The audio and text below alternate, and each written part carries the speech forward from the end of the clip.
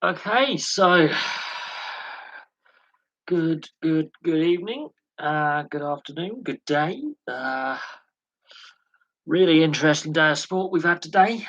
Um, we've obviously seen a lot of autumn international rugby. Now, I watched two games. Very interesting to note. Obviously, the rules on head contact and the directive from World Rugby. So, three yellow cards and a red card seen in today's games that I watched. Ireland beating the All Blacks for the third time in 5 years, something like that. So Ireland have started to get the All Blacks number, which is really important. I think it gives hope to the rest of the rugby world, although the All Blacks aren't world champions. So the All Blacks aren't the team they were. I think there's some cracks appearing now in the All Black setup. Um, Wales beating Belarus 1-0. So that's some important. Aaron Ramsey scored after just 2 minutes in that game. Ireland obviously beating the All Blacks. England beat Australia at Twickenham. Scotland lost to South Africa. Dean Smith is set to be appointed Norwich manager. Um, that's interesting. But yeah, I really interesting. Obviously, watching the rugby, the lower ranked nations play. I find it a bit more entertaining, less predictable. You just don't know what the result's going to be. Um, Comments. I had a comment about. I did a video on Major League Baseball and their history of player unrest, and I think we're not that far away from future player unrest within Major League Baseball and a possibility of future player strikes or lockouts at some point. I don't think Major League Baseball can continue with its lack of salary cap, and a lot of teams are losing money as well. I don't think that can be continued for much longer. But we'll have to see what happens in that case. Yeah. The Essex chairman has resigned over racist language used in the board meeting back in 2017, so cricket's facing its own scandal at the moment. And of course, the aftermath of last night's win for England over Albania, that 5 goal win, there's still much improvement, I think, for this England side.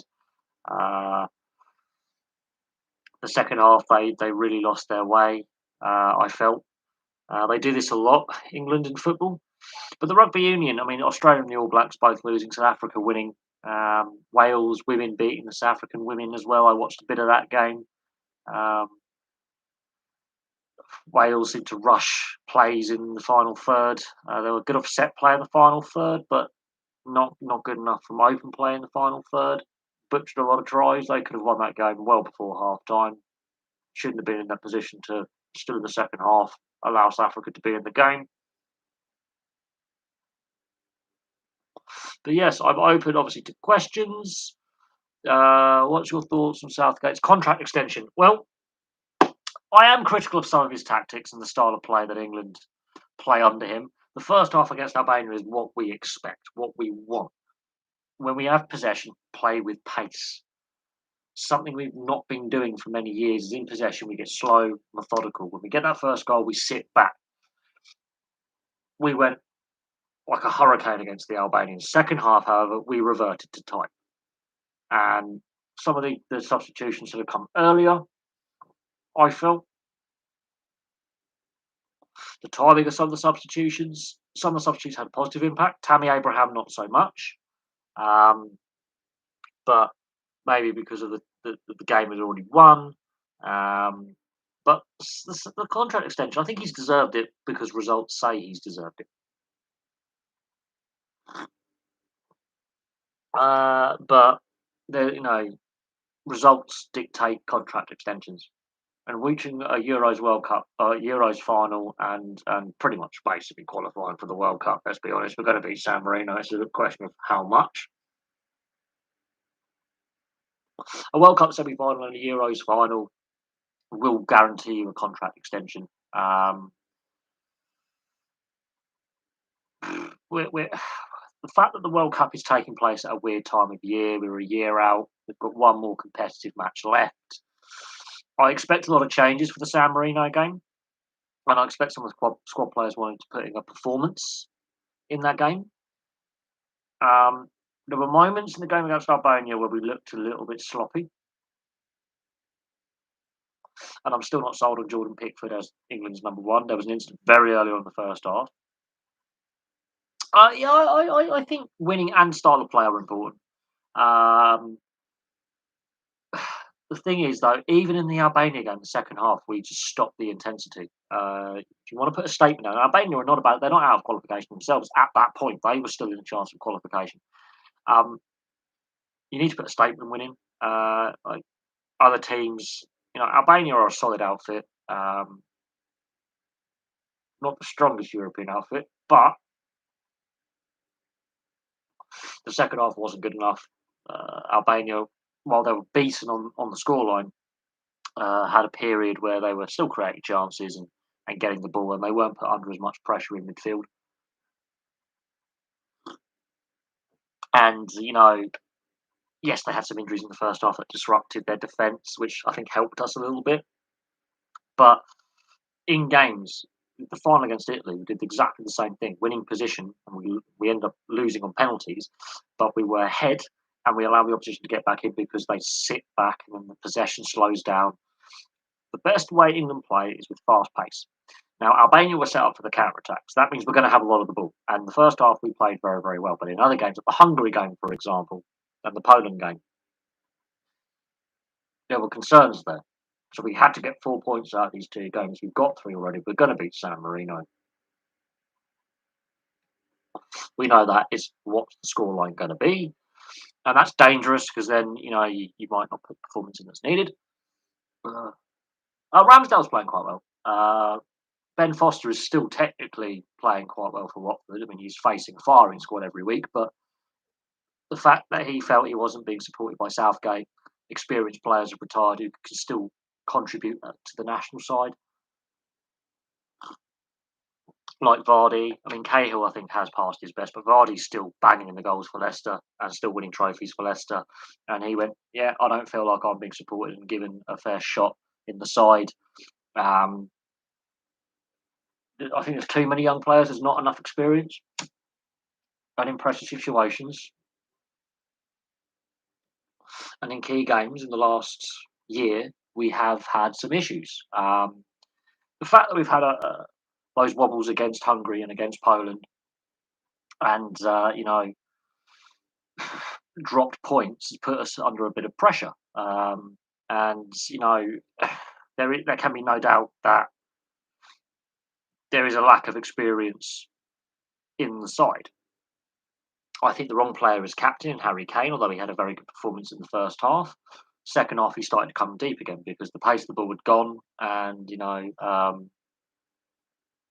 I'm not sold on Pickford because that incident in the first half where he rushes out, it's offside, obviously. The player's been getting offside, he just shoulder charges him. There's a reason why, key senior players have left. Like Ben Foster, I would still have him in the squad. Experienced, veteran keeper, played at tournaments before, Premier League experience, good save percentage, which you need.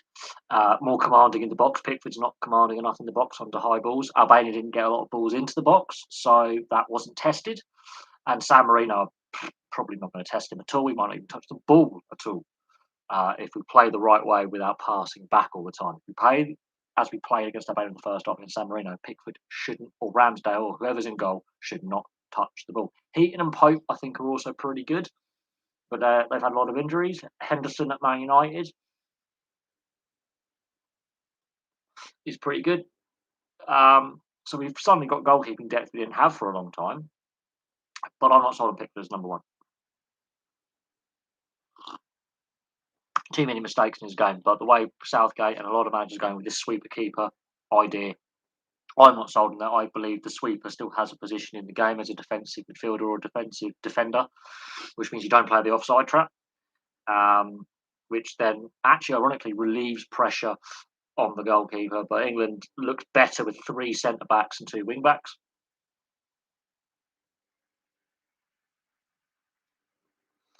What's Foden's best position? Grealish, you know, what is his? Is he better down the left or the right? I mean, he's mostly right-footed, so he keeps wanting to cut in, which means if you're a defender and you've done your homework, you can shut him down by forcing him onto his left foot where he's weaker. You know, Reece James played well, and his crosses were excellent. Henderson had a very, very good game. Very underrated, and he gets a fair bit of criticism for not being the most skillful or the most flashy, but you don't have to be.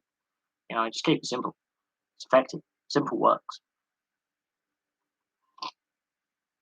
But yes, I would have Vardy. I would recall Vardy or try and get him out of international retirement. He hasn't shown any signs of dropping off like other players have at his age. Harry Kane, second half, he looked tired. It's a wonder why his form at Tottenham's been so bad, and why things aren't working at Tottenham. I think Conte will change that. Either he's out or he's in. He said he has a desire to leave. We've had no statement from him since Conte's been appointed of him wanting to stay, and Conte will get him working. And there are question marks with some clubs about the injury toll that they have. Some clubs seem to have the injury curse worse than others. And of course, there's in-game injuries, like Liverpool have suffered a lot of in-game injuries. But other clubs like Arsenal, Spurs, seem to have recurring injuries for players. That then raises questions about medical setup, the training setup, what they're doing away from the game. And it's been happening with more than one manager at these clubs. So that is an interesting subplot. But yeah, I was very happy with the first half England had. It was the best I've seen England play since against Germany in 2001. I've not seen a better England performance in 20 years, which is again mystifying why we haven't seen an England performance like that in 20 years. Um, and you know, we need to keep that intensity up for 90 minutes, and that's when substitutions at the right times are important. And I think Southgate got the timing of his subs wrong in the second half.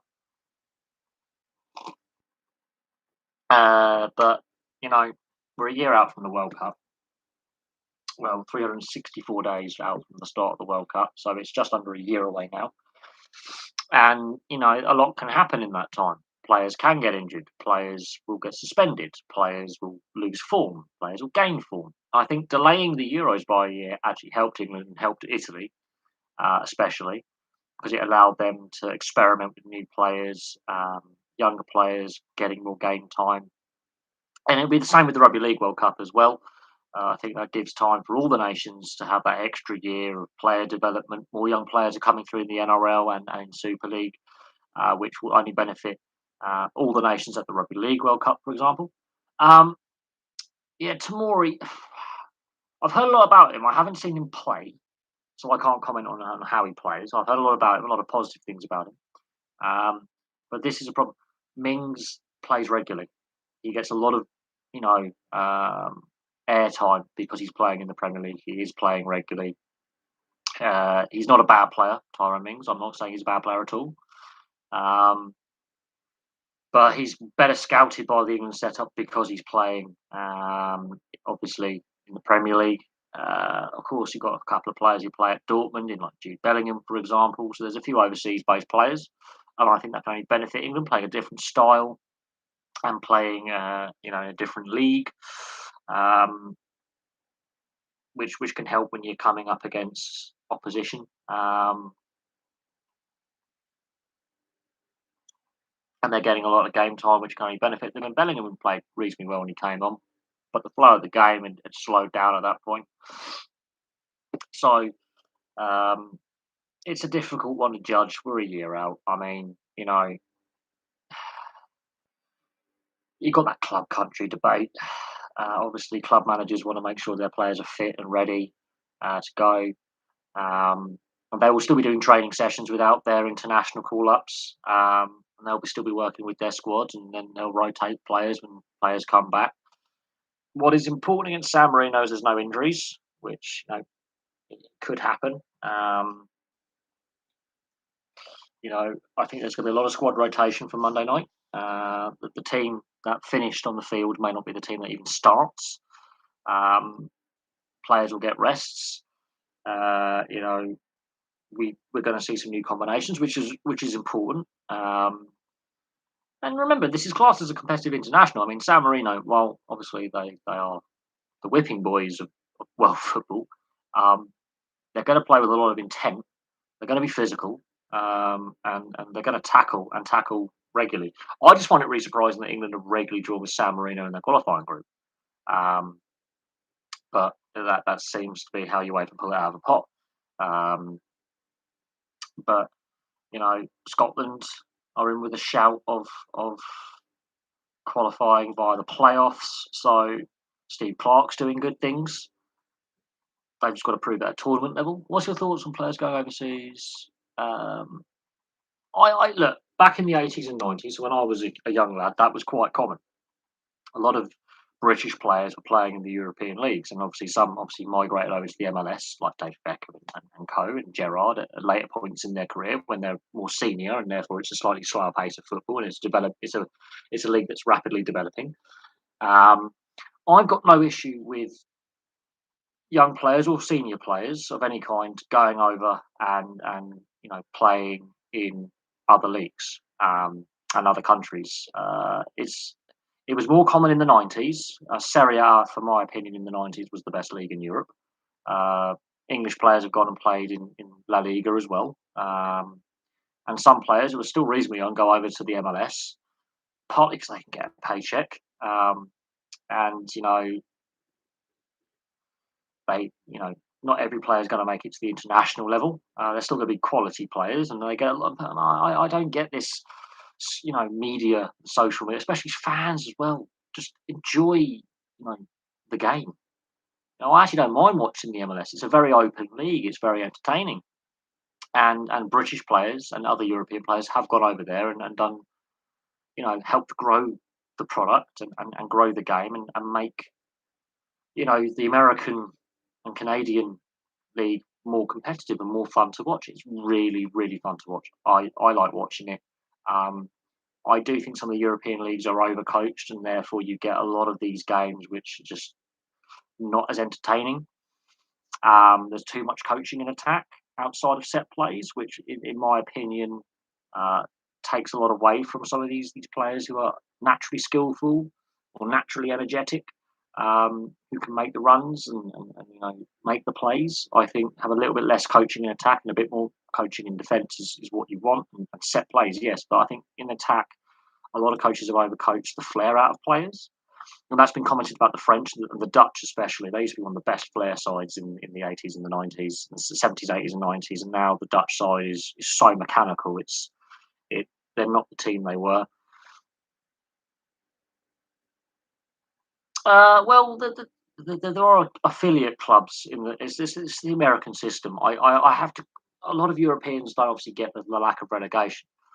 It's the way the sporting culture in the US and Canada is. It's a franchise system.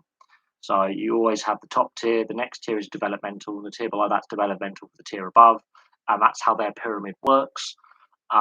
You pay money to the league to have a team. Obviously, over here in Europe, we have like the community club kind of locals set the team up, or a local businessman or a local group of people set a club up in whatever sport, and then you have to work your way through the divisions to make it to the top flight. That's generally how the culture works. It's just a different sporting culture. I've done videos on it. I've discussed it before. I get why a lot of European fans, think it's a weird structure or don't enjoy it, and I also get why a lot of Americans don't fully comprehend the importance of the promotion relegation and our style of structuring leagues. And it's all about accepting that is a different style, it's a different culture. But the Americans are buying into not only football, they're buying into rugby union with Major League Rugby, and they're buying into rugby league as well. And there is a semi-pro rugby league on the east coast of the US. So they are buying into these European sports. There's an idea floating around that it should be Major League Cricket. Now, Canada already plays cricket and has a T20 competition, but imagine the US getting behind cricket. I mean, they already have baseball. Imagine that. Imagine they have the right conditions in summer for cricket, They have, you know, a real interest in European sports. Ireland are taking a T20 series over to the US. So the US sports market is the biggest sports market in the world. The Asian sports market is the second biggest sports market in the world for region. So when the US are taking an interest in sports like cricket and rugby league and rugby union, that can only benefit them financially, at least, and getting the exposure and growing the player depth further down the line. Um, but it's like the video I did on Major League Baseball. I rarely talk about baseball. It's not very popular in the sense that it's not played by a lot of people over here in Europe. The Major League Baseball London series didn't go down, I think, as well as they hoped. They were meant to come earlier than they did. They were the last major league to bring regular season games over here. Even the NHL was taking regular season games across Europe. The NBA as well have been doing it. I mean, the NHL have been coming here on and off, not just to the UK, but to Europe in general for a long time. The NBA have been doing it consistently since the 90s. Obviously, the NFL got the London series and have experimented with NFL Europe. So, and when you watch North American sports broadcasts like the NHL or the NFL, whatever sport you're interested in that's got a major league over there, they will advertise the English Premier League, Serie A, La Liga, Champions League, Europa League, European Rugby. They've taken a massive interest into AFL and the NRL in Australia and New Zealand. They've really picked up on that. That's partly due to the pandemic, and they were the first leagues to restart play.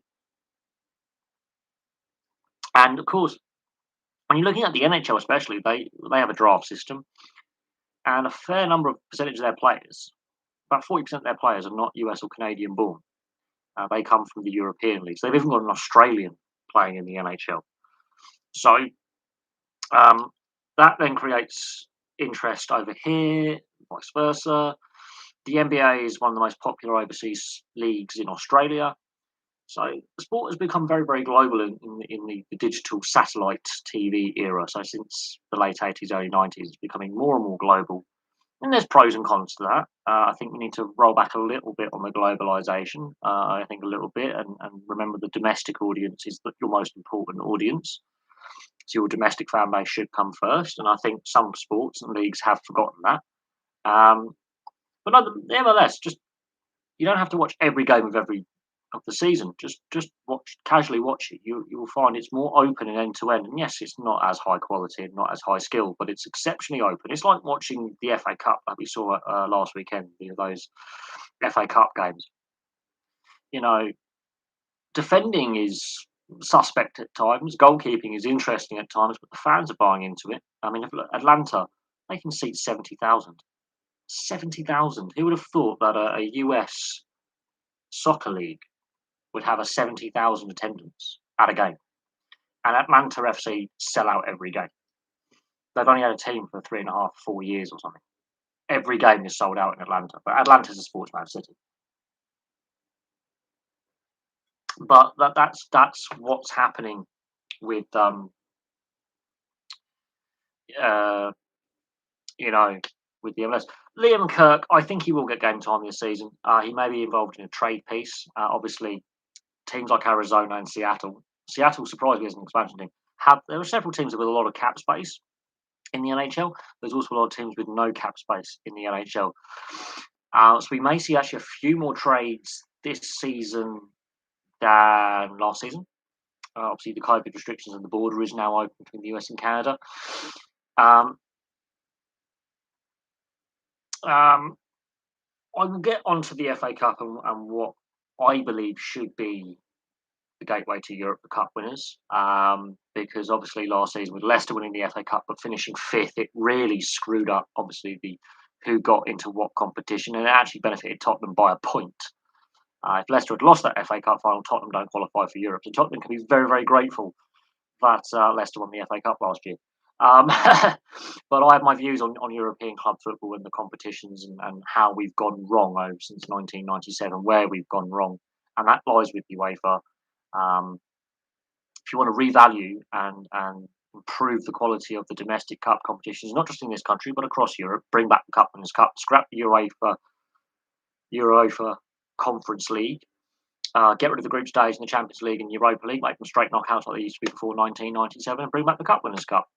You would then have more countries have their best teams in European competition. The Champions League should be the champions of each UEFA registered and affiliated um, league, which is, I think, 50, 60 odd leagues are UEFA affiliated.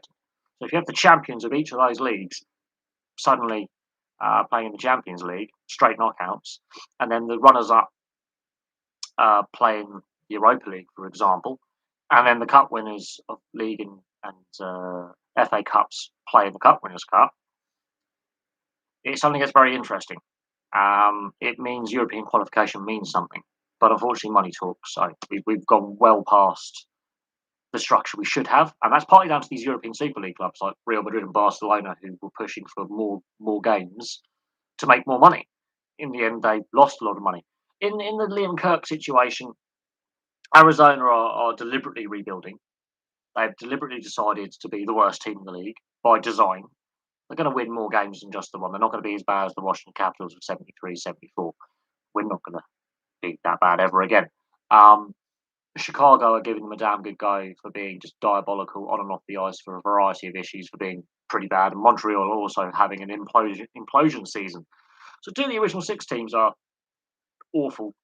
And Arizona, they're doing it deliberately to get as many draft picks as possible. A lot of the trades they've made are stacking up draft picks. With the Olympics, there's a possibility of players getting injured and needing a rest. I think he'll get game time. I also think he may be part of the trade piece. It all depends how he does it at Tucson at the Roadrunners. If he plays like he played at the World Championships, like a point a game, he will get game time. I think it's a bit early in the season. We're only 5 weeks into the season, a month in. I think, yeah, he will get game time. He will get a call up. There will be injuries. There will be COVID protocols that we've seen where San Jose lost 7 or 8 players. Ottawa lost 8 or 9 players to COVID protocols. Chicago have lost players to COVID protocols. So it's highly likely he will get game time because of COVID protocols. If nothing else, I think there will be players who get injured. There will be players who, any illness now, they're shutting them down. So if you've got flu-like symptoms but you haven't got COVID, you're still getting a rest. So yeah, I think he'll get game time. It's just about when. Um, yeah, I don't like tanking. I think there's possibly better ways to do the draft lottery. And they keep amending the draft lottery to make it harder just to deliberately tank. That's Toronto and Buffalo. The reason why they've changed the draft lottery percentages. But as things currently stand, it's part of the collective bargaining agreement with the NHLPA and the league and the owners, which was extended until the next collective bargaining agreement negotiations. We're stuck with the system that is in place, unless Arizona really deliberately try and lose every game, which the players don't want to do that. The players want to win. Chicago are just trying to implode by having issues on and off the ice with team culture, and they're not playing very well. They've changed the coach, the GM's changed, a lot of chief executives have gone, um, and and and and Montreal also having an implosion as well, from where they were Stanley Cup finalists to having such a poor start. So there's 3 teams that are really diabolical right now. One by design, two by just sheer mismanagement over a lengthy period, and not playing well. Um,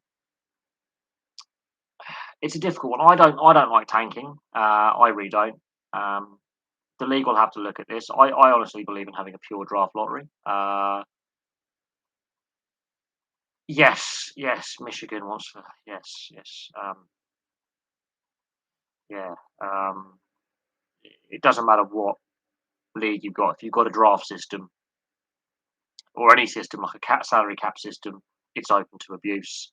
There are legal ways to do it. There's loopholes in the rules, and then there's non loopholes in the rules where you deliberately know you're breaking the rules and you're not finding a loophole and you're in trouble. I haven't really been following the NFL. in recent years. Um, that's just personal choice. I've slowly tuned out of the NFL in recent years. Oh, Detroit Lions. I mean, Christ, but the Detroit Lions have been a basket case for years. Um, Detroit's a city of a basket cases, to be honest. One of the most mismanaged cities out there, but that's a video on the channel. Uh, Biggest city bankruptcy case in history. Yes, the city filed for bankruptcy twice. The city ran out of money. They couldn't pay their city workers. So yeah, Detroit is a city with many problems, let alone on the sporting side of things. The malice in the palace with the Detroit Pistons, Detroit Red Wings, um, starting to get better, but were awful for a very long time, and they were so consistent in the playoffs. But yeah, the Detroit Lions, if they're deliberately going out to tank, is something I'm not a fan of. I mean, the NRL have made reference to the fact through Andrew Abdo, the CEO, and Peter Volandis, that they are considering looking at bringing in a draft system, and that's facing a lot of resistance from clubs, players, the media, and other vested parties. Um, could I reach 1,000 subscribers by the end of the year? I'm hoping by the end of the day. I mean, I've got less than 2 weeks to try and get that, and the viewership hours to keep my status as with the AdSense. So I don't know. I could do, but you might want to encourage your viewers to give us a watch and give us a sub. Um, just dropping a little plug in there. Um,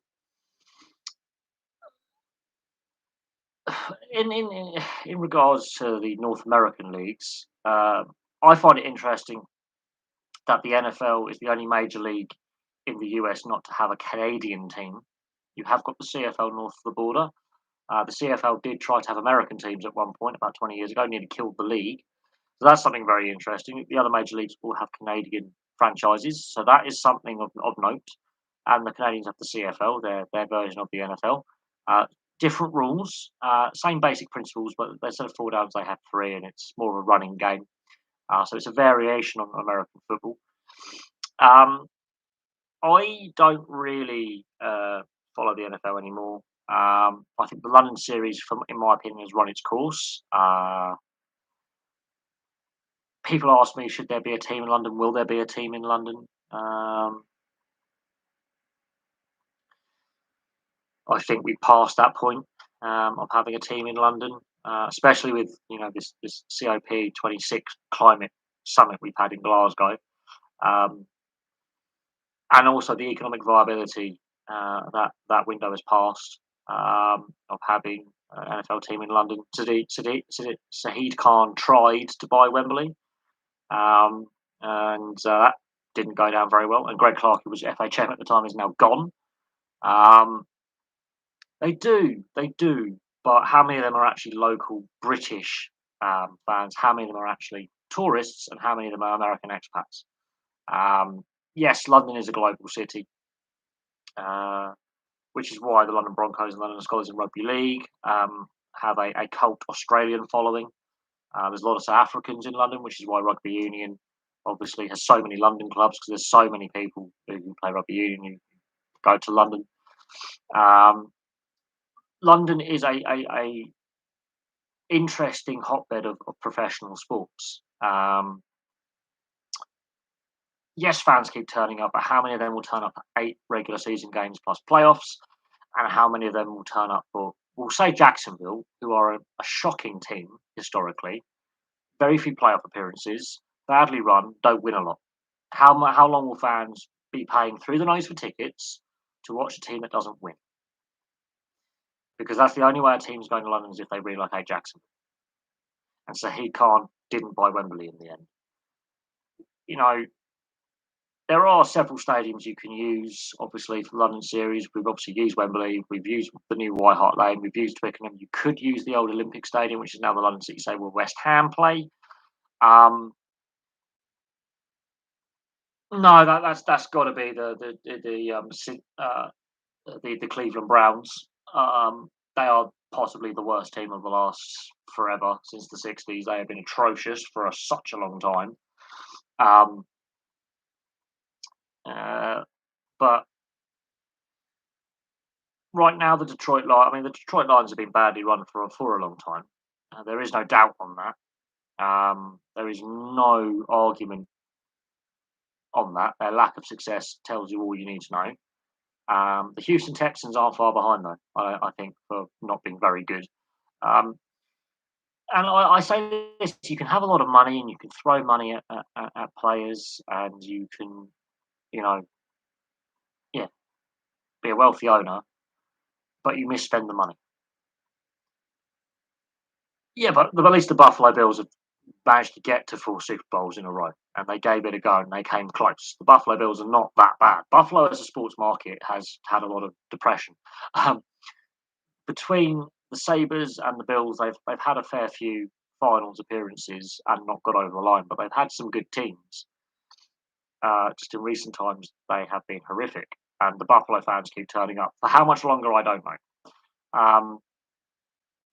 Yeah, well, we won't talk about the Buccaneers. They're owned by the Glazers, but they have got 2 Super Bowls in there. But yeah, for a period of time, for being absolutely woeful, the Cleveland Browns were trying to equal that horrific mid '70s Buccaneers team, and they really gave it a go.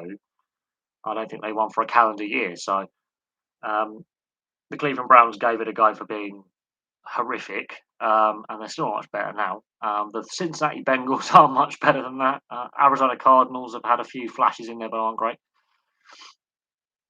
Oh yeah, not everyone can win. That is understandable. But when you have long period, especially in leagues where it is literally no promotion relegation, a closed league system, it is striking when the same teams are regularly terrible.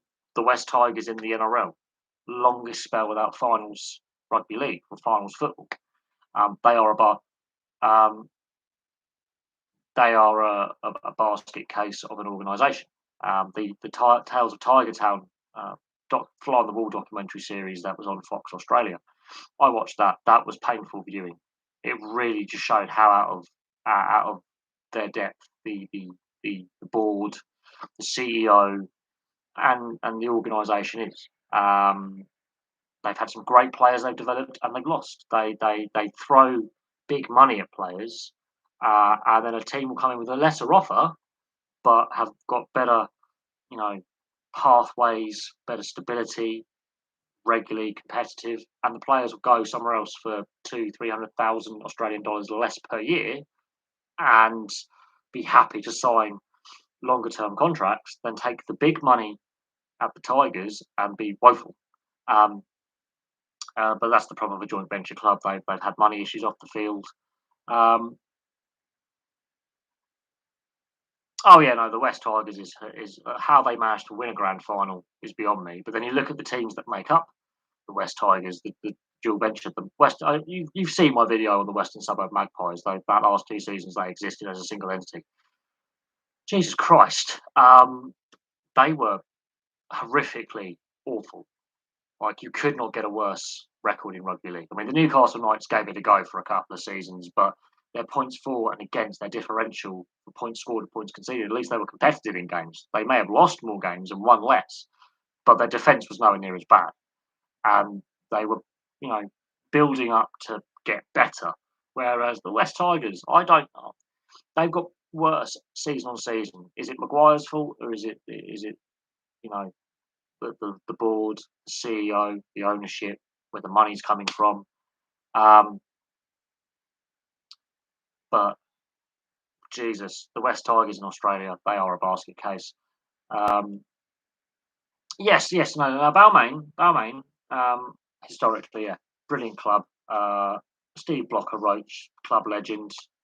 Obviously, Wayne Pearce, club legend. I mean, I'm a big fan of Blocker Roach as a commentator and as an ex player. I like Blocker Roach. He's quite funny. He's very forthright in his views. Um, and he's looking at it, going, "What's happening to this team?"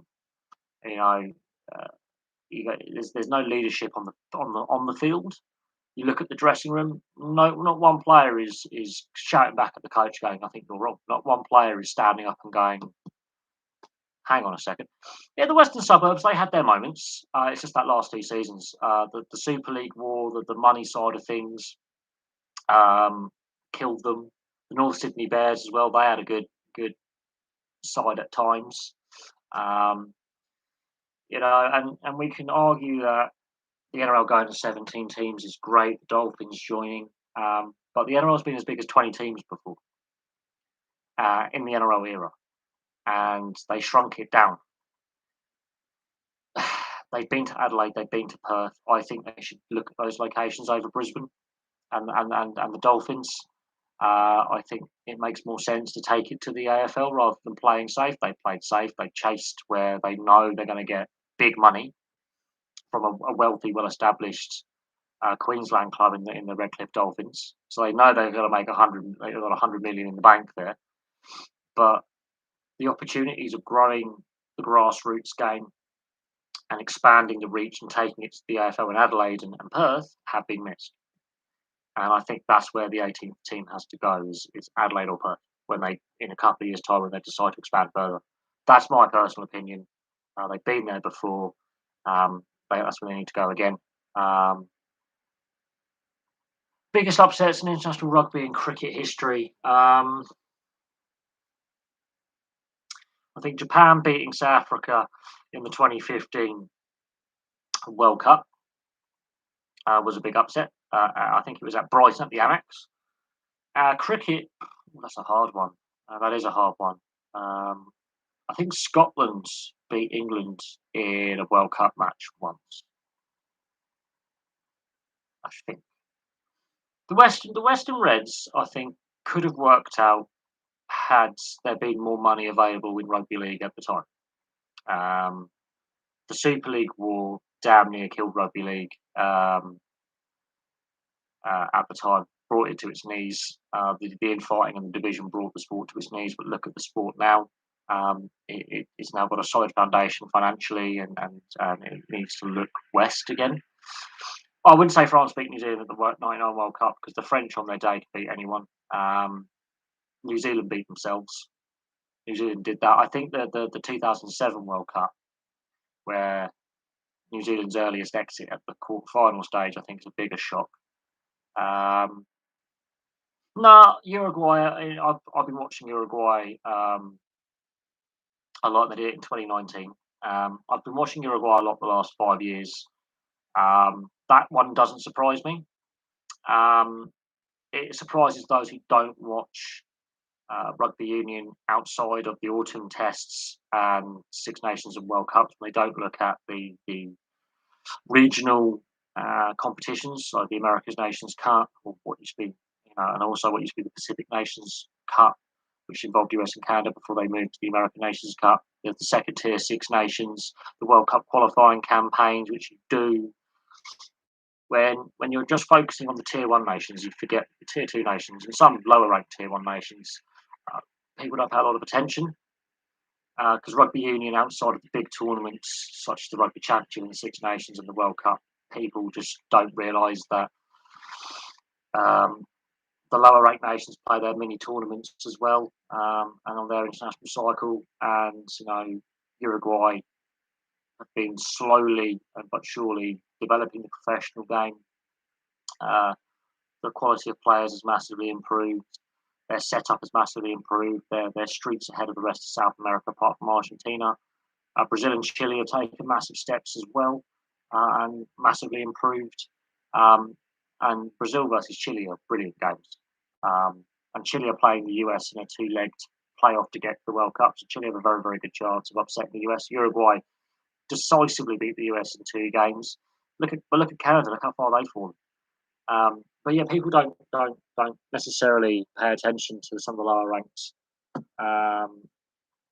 nations do it. Spain, and Portugal have been to the World Cup before. Spain have been to the World Cup before, and Spain and Portugal are again massively improved. They've taken a lot, and the best players of Spain and Portugal play in France. They've taken massive steps. Germany got close to the last World Cup in qualification. They missed out by a couple of games. They literally just fell short of that mini qualification tournament. They literally just fell slightly short. So they've taken massive steps as well. Belgium, it's a difficult one for Belgium. Uh, a lot of their players are playing the lower levels in France, but the Flemish don't have. There's not a lot of Flemish players. They're heavily reliant on the French population for their rugby union.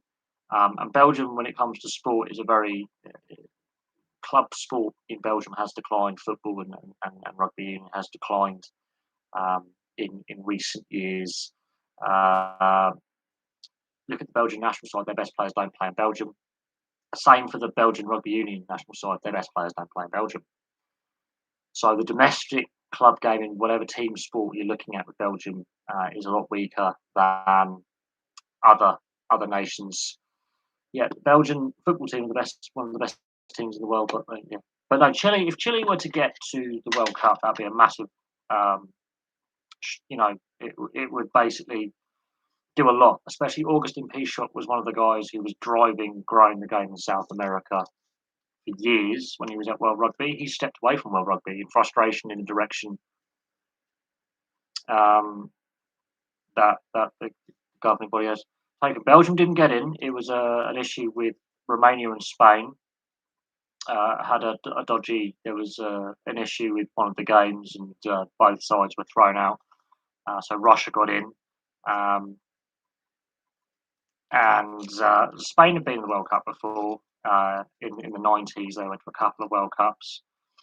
Um, Romania, that was the first World Cup they missed, and Canada are now missing their first World Cup. So some World Cup stalwarts, as we call it, are not there this time and weren't there last time. So and new nations pop up. So we've seen the rise of Japan. We've seen Russia at World Cups now on and off. A couple of World Cups now for Russia. Georgia have taken massive steps since 2003. Other nations have gone backwards. So Canada being the prime example, and Romania have gone backwards in their development or stalled. Romania are starting to bounce back, but Canada are going the wrong way. And it's very noticeable with the Canadians. Very noticeable. Uruguay and the US, when it comes to those tier two American nations, have gone ahead of them. And traditionally, Canada dominates the US head to head in the record, but they're now taking big steps. And Canada's going the other way, although the US seems to have stalled. Their progress seems to have stalled in the last couple of years. So, obviously, Major League Rugby's in an expansion period. That needs to stabilise for the benefit of the Canadian and US national sides. But Uruguay, massive steps taken by them. I can see them being regular World Cup qualifiers now going forward. Chile and Brazil have taken massive steps. With Brazil, that's in regards to their getting the Olympics at Rio, the Sevens program. Chile, again, their Sevens program, much like Portugal. And Portugal look very likely to be the second European team after Georgia to get those two automatic qualifying spots and don't require a repechage to go through to the World Cup. So some nations have taken steps, others haven't. Brazilians have had a rugby side for years. It's only in recent times that some of their players have turned professional.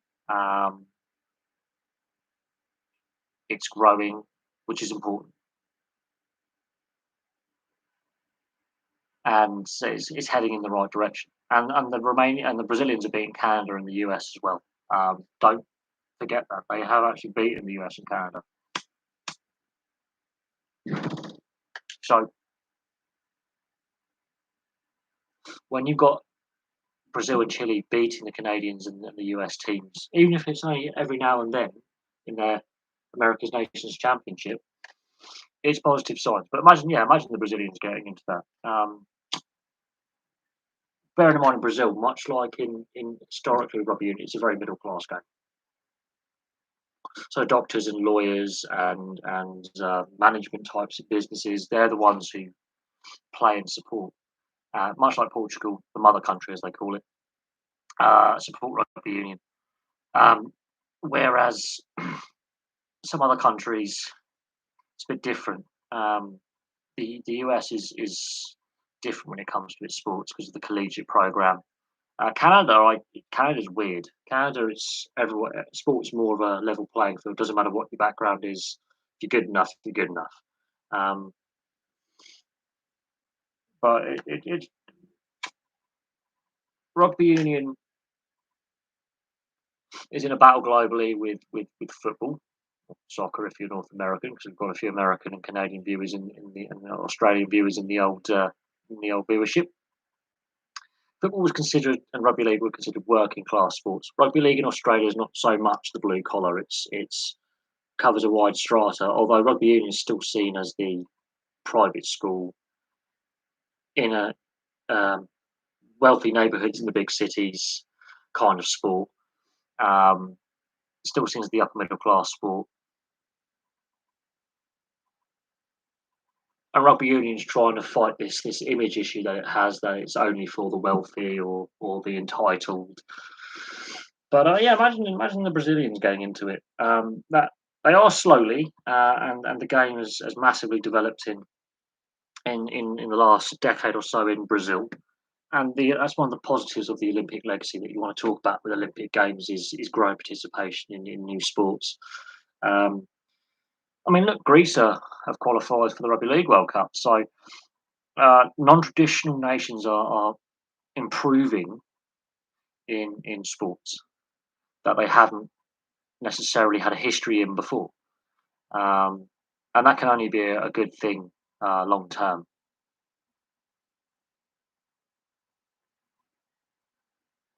But yeah, just imagine Brazil getting into it.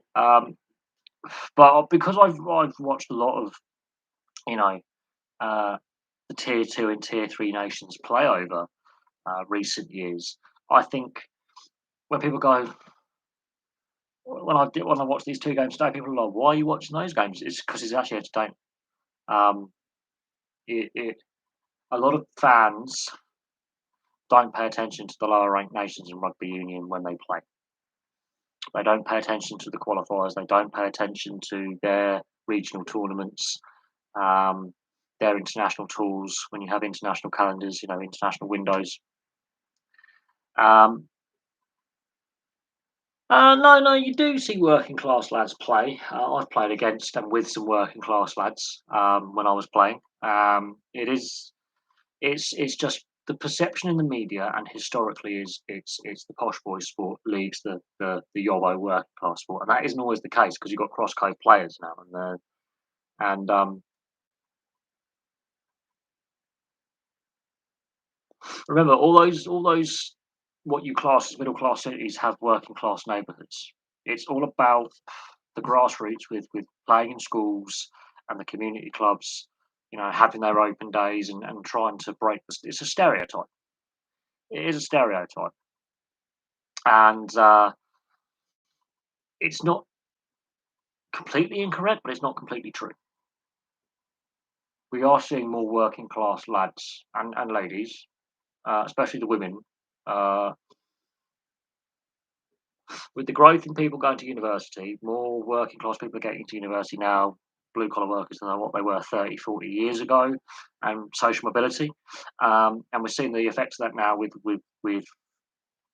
rugby union having more working class background people making it in the sport at various levels. And you just look at the amount of clubs up north in traditional what we would class rugby league communities. There's also a fair bit of rugby union in surprising areas. Lincolnshire is a rugby union hotbed. There's no league in Lincolnshire, which is surprising. Well, there is league in Lincolnshire, but rugby union is the bigger of the two codes in Lincolnshire, which is really surprising. Not the wealthiest part of the UK, but unions have got a foothold there. Admittedly, not many players from the county of Lincolnshire make it into the Aviva Premiership, and I can't think of a Lincolnshire club that's ever made it to the higher reaches of the English league system. But guess what? They're there. I know a couple of lads from Lincolnshire who have moved down here who have been rugby union through and through from day one. Uh, in the last squad for the World Cup, yes, but in the years leading up to that, there were a fair few, and right now there's a fair few. The issue is it is a stereotype, but it's down to the state school system not really having rugby union on the curriculum. It's football. It's football, um, and that's a problem. It's football as the PE of choice, and when it comes to university level, those who've played it outside of school.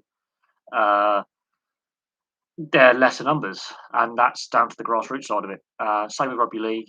Most rugby league players played it at school, um, not at the community level, and that's down to the RFU and the RFL, and trying to grow the game in non-traditional areas and community outreach. Plain and simple.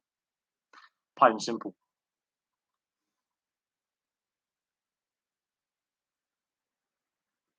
But stats are misleading. I mean, there are players who played state school or went to state school who have the opportunity to play, and it's down to partly the community level, and a lot of the rugby union clubs and rugby league clubs at the amateur and the semi-pro level have money issues.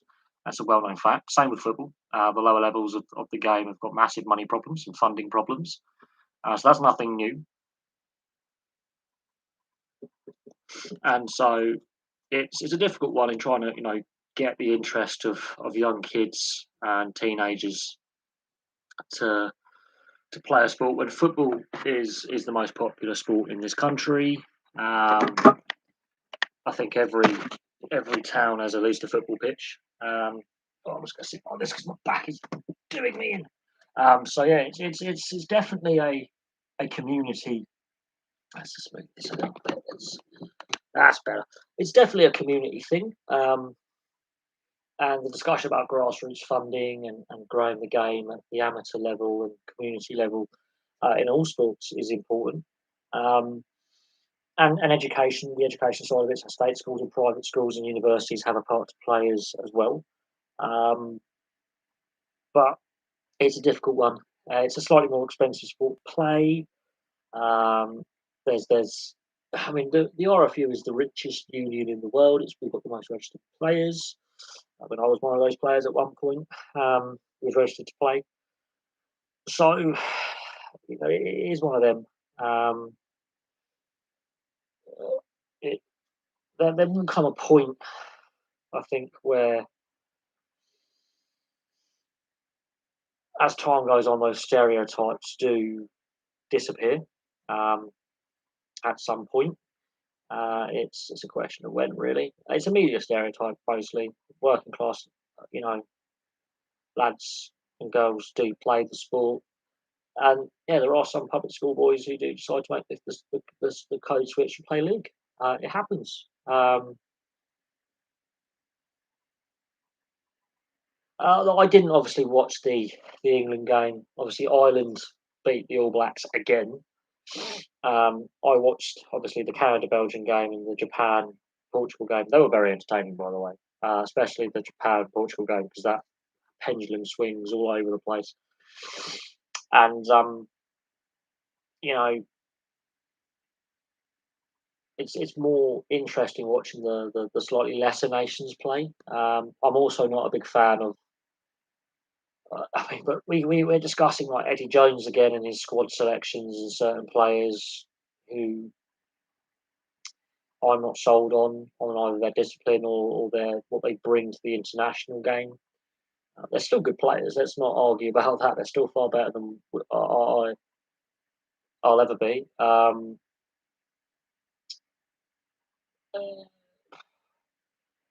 The thing is, we've had fullbacks before, and we haven't really.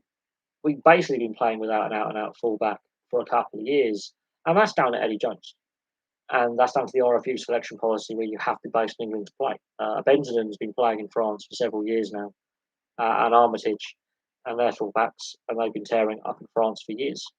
And Mike Brown was not the best fullback. He just was happened to be the best fullback playing in England. A Benjamin and Armitage, in my opinion, because they were playing in France, they missed out on Test rugby, and that is down to the RFU selection policy, an archaic protectionist selection policy. And I've been questioning that selection policy for many years. Um, yeah, I mean, it's all about, you know, the money side of things. The more professional the game's got, there's been question marks over the match appearance fees for players and how little some of the tier two nations get for their match appearance fees. And this was another thing that was brought up in 2019 between Augustin Pichot and Bill Beaumont during that World Rugby presidential election. Um, was the distribution of wealth in the game, and the international match fees between tier one, tier two, and tier three, and how that works out. Um, it is, but Eddie Jones, he's a divisive figure, but he didn't have these problems with Australia. He didn't have these problems with Japan, and as an assistant at South Africa, um, these weren't issues. But with the England setup, in my opinion, yes, certain players I don't think should be in the side.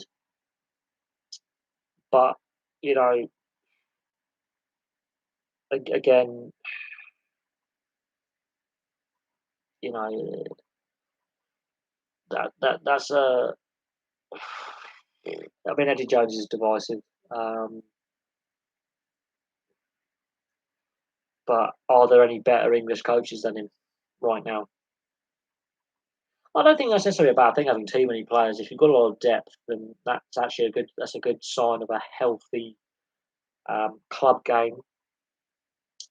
When you suddenly have so many good players playing at more than just a handful of clubs, I think that's the sign of a really healthy club game. Um, so I like that.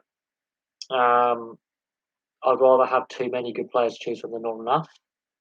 Um, it's about then how do you manage when you've got so many. I mean, uh, the one for me that got away, and I could mention the Armitage brothers and the Benjamin because they have basically been lost to the Test side because of their choice to play in France, and rightly so. Um, Christian Wade, record try scorer in the English Premiership, one cap, decides to swap sports. And that's where the system is broken when you've got talented players and they feel that they've been not given an opportunity to shine on the biggest stage. And you could ask, maybe there's an attitude problem, maybe there's a combinations issue. But Christian Wade only getting one cap is to me that doesn't make any sense. At least Benjamin and the Armitage brothers got a couple of caps. Cipriani got to double figures. And then you're looking at Major League Rugby, and there's a lot of young players from the European nations going over there to play.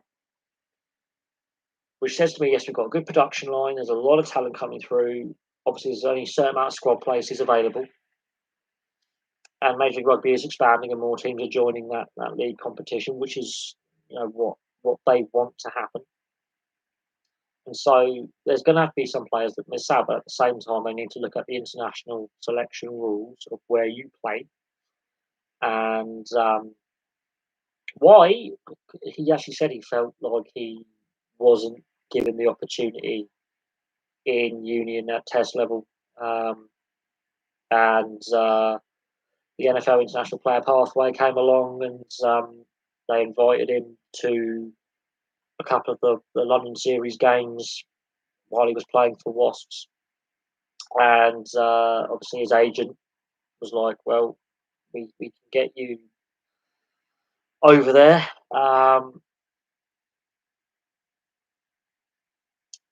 And obviously Wasps were paying him money, but when you go play for England, you get your salary at Wasps. You would get a bump up because now you're an international player. So when it comes to salary negotiations, you can get more at club level. Plus, you get a £20,000 fee for every international you're playing. Um, and Yeah, he just felt that the England setup didn't give him a fair shot at both in the Saxons and the Test side.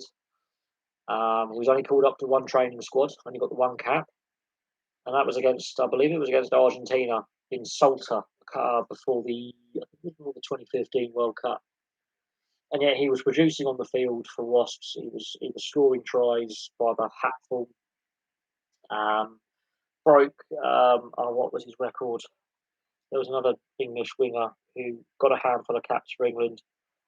Beats He broke the try scoring record and some, and then he he felt that the direction he was not given a fair shot at the Test side, and the NFL had this international player pathway because they were actually losing players to the US and Canadian Rugby Union, and they thought, well, if we're going to the NFL was clearly taking both codes of rugby seriously, and you look at the US and Canadian teams and look at those players that played American football.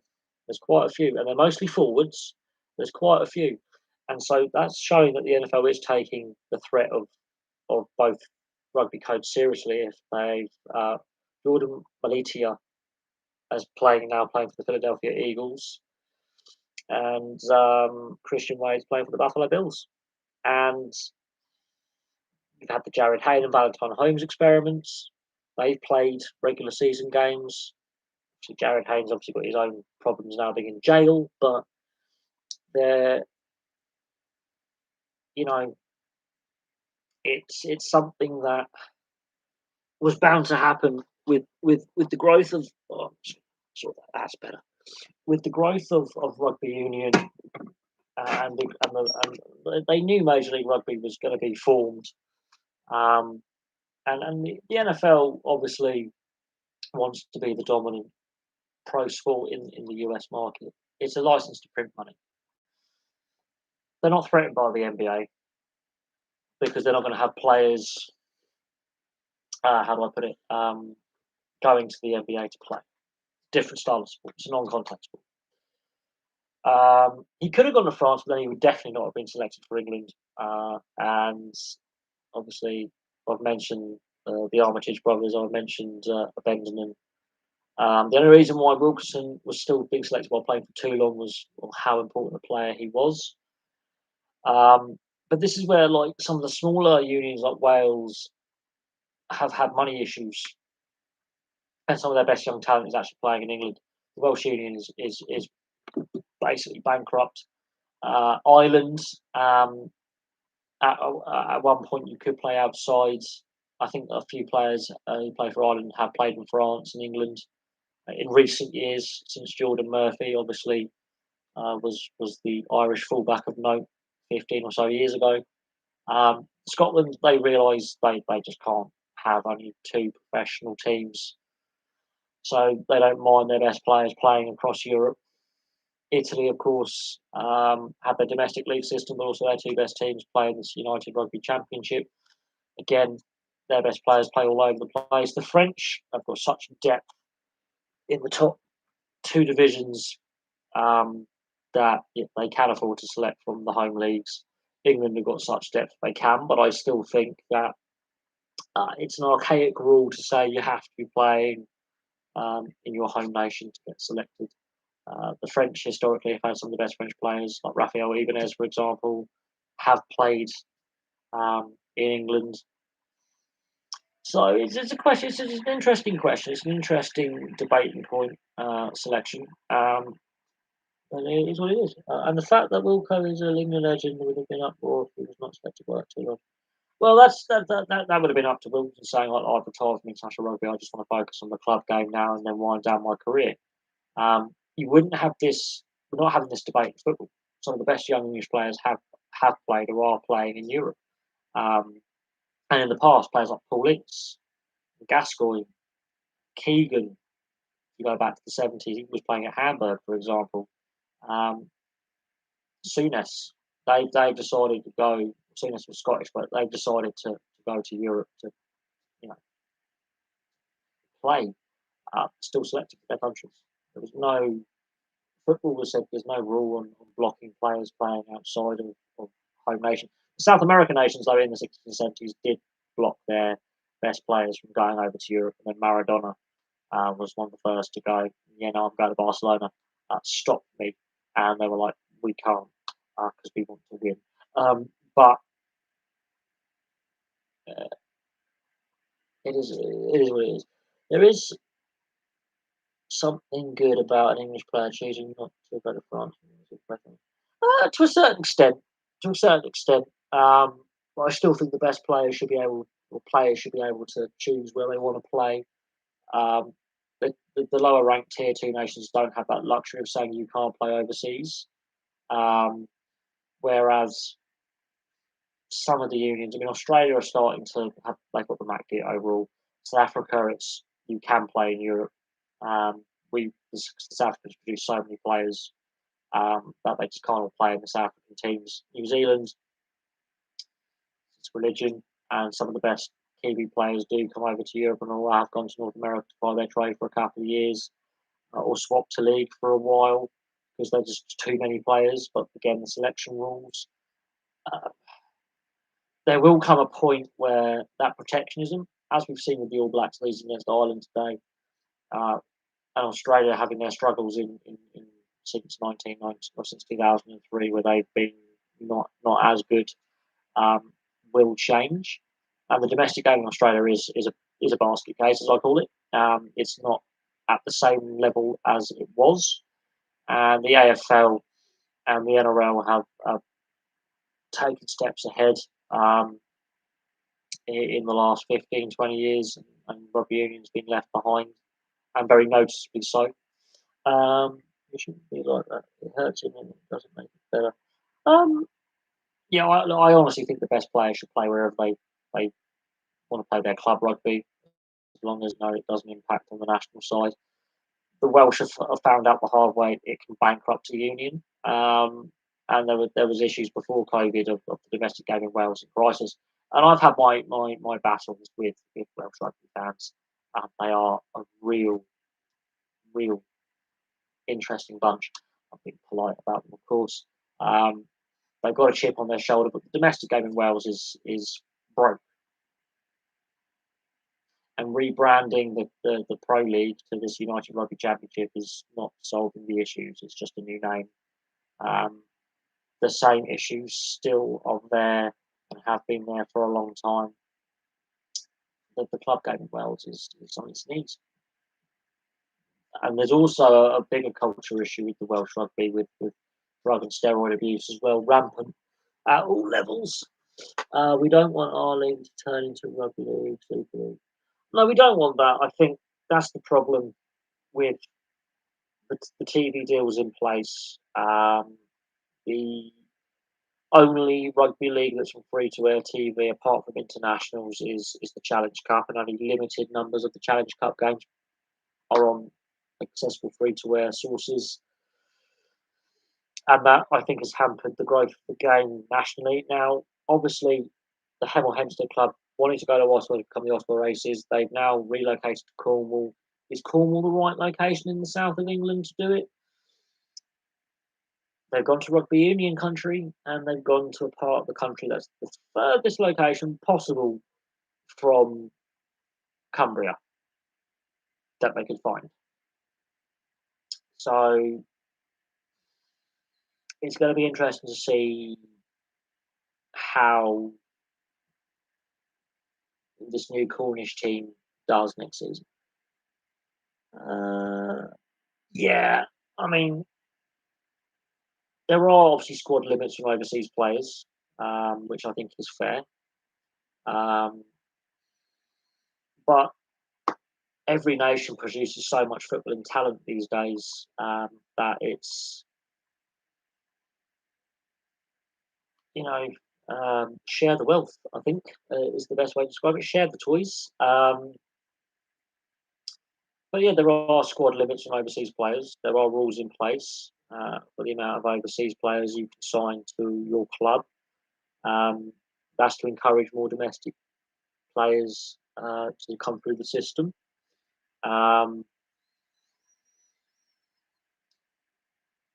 but it wasn't until the 70s and the 80s that you started to see players from across Europe initially and then South America start to move around a lot. Obviously, you had communism in the East, so there was no overseas players allowed, and very few of the Eastern European players, came to Western Europe to play their club football. That was very difficult. Um, since the mid 70s, we started to see some of the best players come into the English game. English or British players going over to Europe. Then the 80s and 90s, and then there was an explosion of talent with the satellite TV deals and Galacticos era at Real Madrid, for example. The South American players coming en masse to the European leagues. Um, there's Brazilians playing in every league in Europe. There's at least one Brazilian player in every European league. They've ended up everywhere. Um,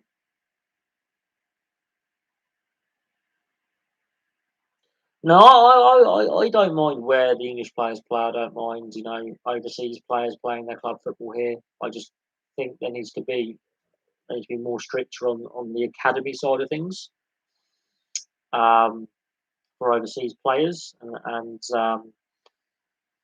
we know at the squad limits for overseas players at the senior level. But when it comes to the academies and developing youth talent from grassroots, I think we do need to start looking not just at the UK but across Europe at going, hang on a second, we've got too many young overseas players coming in. Um, let's try and develop our youth base, and I think there needs to be uh, better rules there. And we've seen some teams bend the rules about youth talent, Chelsea and Man City in recent years, and get caught. Um, no, Dortmund play a real attractive style. Has won the silverware in recent years. Obviously, Munich are the dominant team right now in Germany, but that hasn't always been the case. Um, oh yeah, the Wolves. It's basically Portugal in the Midlands, isn't it?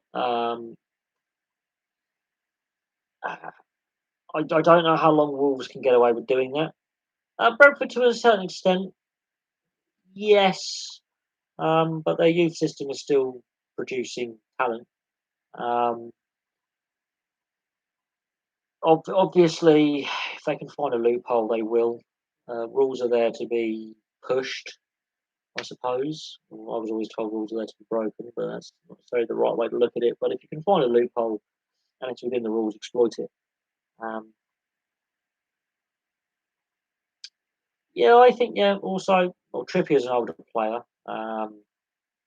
and um, is a very very good player. And going overseas, he won silverware as a player, which can only benefit the national side going forward. Um, with Atletico, playing regular Champions League, which he wasn't getting at Tottenham. Let's be clear, Tottenham starting to go on the downward trend when he left. Um, I don't think he's done now for England. I just think Southgate is not necessarily giving got enough experience in the squad. The squad is too young. The squad is too young. There needs to be a few more senior players um, in around that England squad. The average age at the last two tournaments is the youngest England teams we've ever taken to tournaments.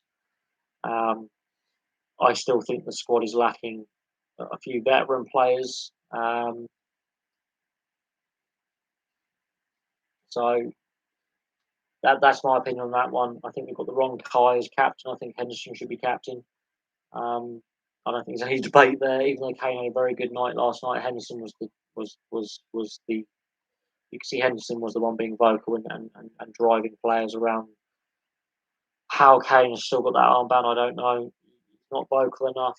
While he had a great performance last night, Henderson was solid for the 90 minutes, just kept going, kept pressing, kept making tackles, made those little passes, energy box to box, screaming at players, directing players. Kane wasn't doing that.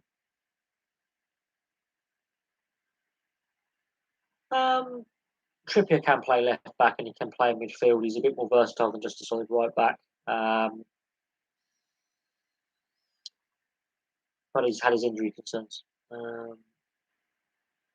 No, we don't. We don't have any players who are captain worthy. Henderson for me is the leader. Henderson for me is the leader of that squad and the system right now.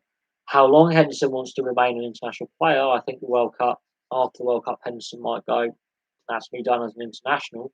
But right now, for me, Henderson is the true leader of that squad. He's the leader in that dressing room. He's the leader on that field. He's won silverware. Kane hasn't. He's played in multiple Champions League finals. Kane hasn't. You can have a right-footed left back. You can have right-footed left backs. It's just the style of player that Southgate wants to play. In that case, play him as a right wing back or a right midfielder because he can do that. And again, I'm not sold on the lack of experience in the squad and the lack of experience in the starting lineup. There's just not enough senior players who, and those who are in their mid to late 20s, don't strike me as gritty, gnarly professionals. They still seem like kids in the headlights. That's my personal opinion. And losing players like Vardy and Cahill. I mean, Cahill, obviously, his career is done. Let's be clear on Gary Cahill. He's not the player he was, but losing Jamie Vardy from that squad was a massive mistake. The fact that there were no Leicester players in the squad was a head scratcher for me. Ward-Prowse missing out on the Euros was a head scratcher for me. We were very thin in the midfield. Declan Rice has worn the captain's armband, but Mark Noble is still the West Ham captain for the rest of this season. Mark Noble's not playing every game because it's his last season. They want to wrap him in cotton wool for the big games. And imagine if Mark Noble's last appearance is a Europa League final or an FA Cup final for West Ham. I think that will be the fitting farewell for Mark Noble, a player who, again, I'm surprised hasn't even had one cap for England. Another box-to-box midfielder, another dressing room leader, another leader on the pitch who will shout and scream at players to perform. And that's a failure of the England system. If you're not playing for the fashionable club at the time, you don't get selected, even if you've got the consistency, which is why Scotty Parker didn't get played more games. Jared Bowen gets overlooked just because he plays for West Ham. Yeah, West Ham could change that unfashionable club tag. A lot of great players have played for West Ham and have not got the appearances at the national side that they should have. And that's, again, a symptom with England. This is why Italy are more successful. They were choosing players from unfashionable clubs for the Euros, like Sassuolo and Roma and Lazio, while they've got great history, aren't necessarily the best clubs in Italy. Yeah, he will go. He'll get there eventually. Absolutely, he'll get one or two caps.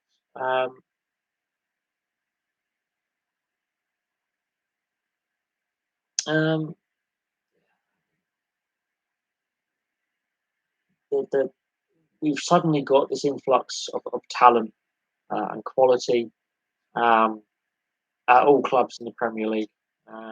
Whereas a couple of years ago, Southgate was going, I might have to choose some Championship players, which is a worry.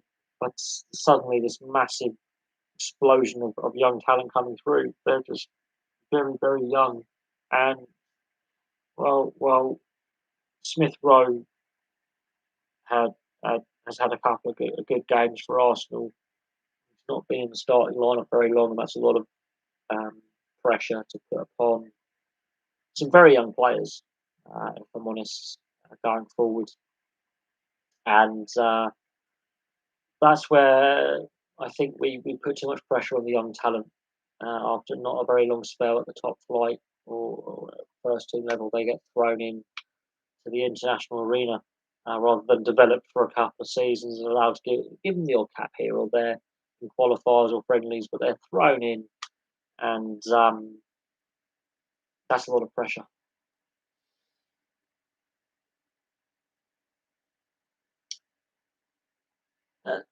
These young players are coming through, but again, there's a lot of expectation and pressure put on a lot of these young players at a very young age. And obviously, with it being the most popular sport in the country, the media speculation, the media circus that surrounds that. It's the same with rugby league in Australia and the AFL in Australia with young players getting their big break. There's a lot of pressure put upon them with the media, and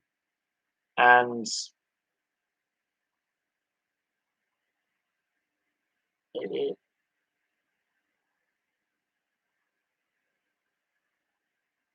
I've just got to send you a text message. And that in itself can cause problems. What do I think about Spain, Sweden, and Switzerland? It's a nice headache to have when you know big nations and slightly smaller but still important nations on the European stage are it's that competitive. It's a healthy sign that the game is getting more competitive again. Some nations that have gone through lean spells are there. Spain don't play with a centre forward. That's their problem, and they're not the team they were. Imagine if Spain miss out the World Cup. There'll be a mass investigation. But Spanish football, um,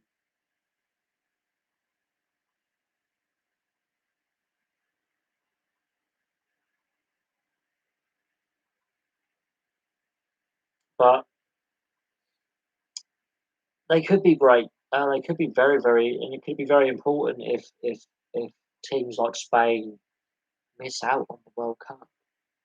That will lead to a massive internal review. But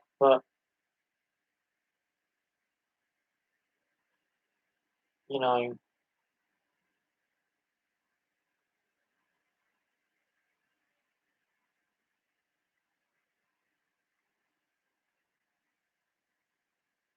it is what it is. I want Italy to qualify. They're too good not to qualify. Um, I like what Mancini's done, and I've got I've got a lot of love for the Italian game, um, and it's gone through a lot of a downswing, and now it's back on the upswing. So I think Italy not qualifying would be a joke, but Spain not qualifying, I think, would be more important um, because I find the Spanish so arrogant in in and with Real Madrid and Barcelona trying to force this European Super League, I want Spain not to qualify. That's punishment enough. There's a lot of division in Spanish football again, and the way they play tiki taka was bad for the game. Ironically, it was successful for Spain, but bad for the game long term. And I don't play that second forward. I don't understand that. Occasionally in a club game, if you've got injuries, okay, you've got to obviously rotate the squad and play some different tactics. But to have your mantra and your philosophy to not play with an out and out guy up front, and then the guys that you want to play who are strikers for their clubs are nervous in that system, like Morata, who are confidence players who are playing in an unnatural position, which goes against their strengths, makes no sense. And when you've got Sergio Ramos um, as your national captain, I want Spain to struggle. I want Spain to miss out. Um, no, Denmark narrowly missed out on qualification, and that year. Um, and when Yugoslavia, obviously, for all the political turmoil that was going on at the time, got thrown out, Denmark came in. They already had a good squad. They just narrowly missed out on qualification, and then they did what they did. Um, they, yeah,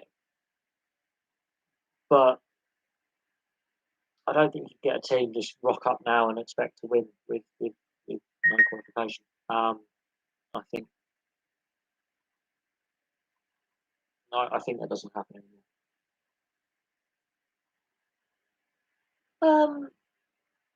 It's interesting. I think Northern Ireland have had their one-off games where they've been the underdogs and won in the past. Um,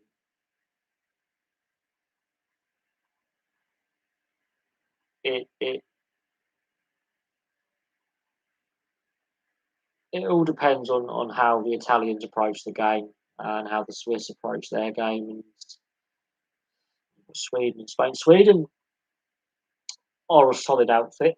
Um,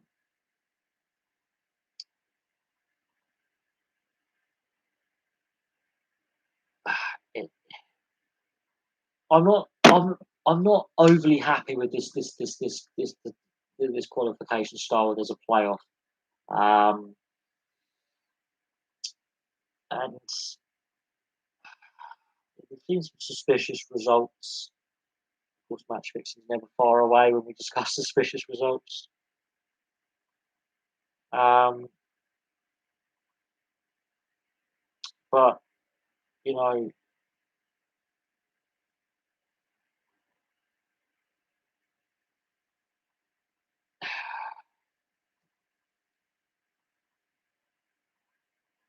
yeah, I mean, it'll be interesting to see who makes it through, and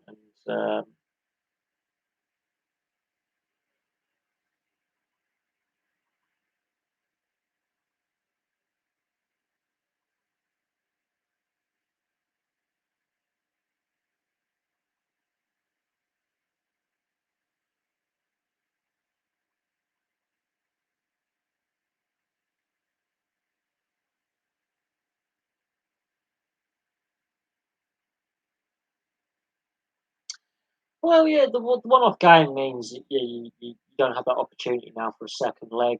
Um, so you have to go out and win. Um, but then it is what it is. Yeah,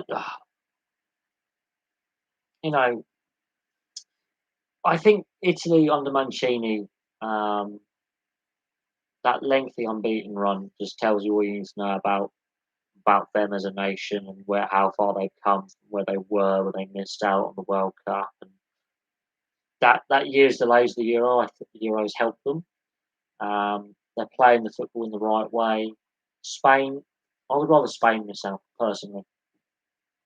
I'd rather Spain miss out. Um, and I think that will then, really. Oh god, yeah, Norway protesting Qatar. That'd be really interesting. It's also Norway protesting and Sweden protesting the FIFA plan to go through a 2-year World Cup cycle. If Sweden and Norway both get to the World Cup saying that we're not happy with your proposals to change the international calendar for a 2-year World Cup cycle, and they've already threatened to withdraw from FIFA. All the Scandinavian FAs have. So bear in mind, Finland were at the Euros, Sweden were at the Euros, Denmark were at the Euros, Norway and Sweden have a chance to qualify. I think Denmark as well for the World Cup. Iceland have been at the Euros and the World Cups before. Um, when you've got these nations that may not be the most successful, and in the women's game, Sweden and Norway are very successful, by the way. But when you've got these nations that in both the men and women's games are perennial qualifiers, and in the women's game especially have had success. Sweden have hosted a World Cup. I mean, admittedly in the 50s, but they have hosted a World Cup. And they've been to the latter stages of World Cups before. Norway have been to the knockout stages before as well. Denmark winning the Euros in the past. And when their FAs are saying what you're doing is wrong and isn't in the best interests of the sport, it's only in the interests of money. And we are seeing in society a pushback against this how do I put it, greed. We are seeing this pushback in society, and with the Scandinavian FA is the Nordic FA Alliance. That carries a lot of weight in UEFA as well. Um, they are big players in UEFA, the Scandinavian FAs. Scandinavian countries are quite wealthy. The Swedes have hosted the Women's Euros before. The Norwegians are pioneers of the women's game at the World Cup level. For them to say we threatened to pull out of FIFA, FIFA have to take that seriously. They do. You know, they can't ignore that. They cannot ignore that. What the Scandinavian teams have done, not only for the women's game, but also the men's game as well, they have to tread very carefully with this proposal for the 2-year World Cup cycle.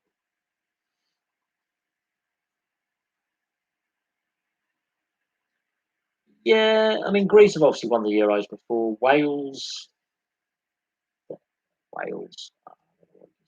not been to many tournaments in their history. They've not been a very successful nation. And that's no disrespect to the Welsh players now. But actually, if we're being honest, you know, am I doing an all-nighter? I don't think I've got the energy for an all-nighter. I want to order some pizza in a minute. Do you want me to do an all-nighter? Because I've got a date tomorrow, and I do actually need to get some sleep, tidy up my flat, and actually look human for lunchtime tomorrow. Yes, I have a new lady friend, so I do actually want to look partially human, and I am feeling a bit shit. But this discussion about the threat to pull out of FIFA, I mean, you saw the protests about the Qatar World Cup. And some of the FAs have been very public in their displeasure about the World Cup being where it is. And all week I've done that before. Let's not talk about my past in my 20s. We did some crazy stuff when I was younger. I'm getting old now. I'm nearly 32. Let's slow it down a bit. The body's not what it was.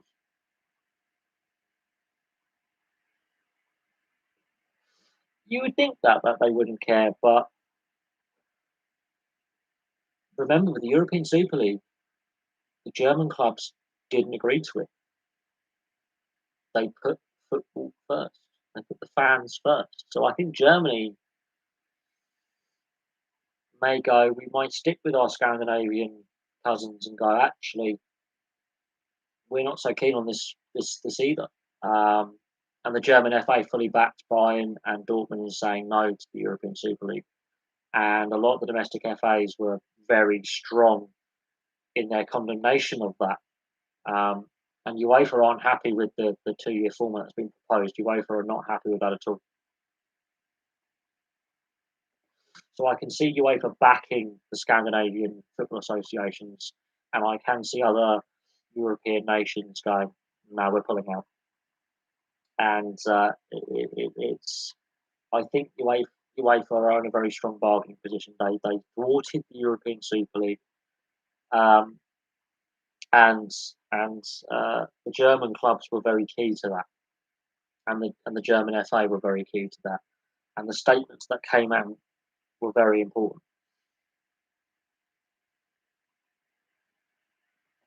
It wasn't just the no English teams. When Bayern Munich and Dortmund basically said, and PSG that was really surprising. Said, no, we're not interested in this. We don't want to be the 3 other teams that join these 12. We're going to say no.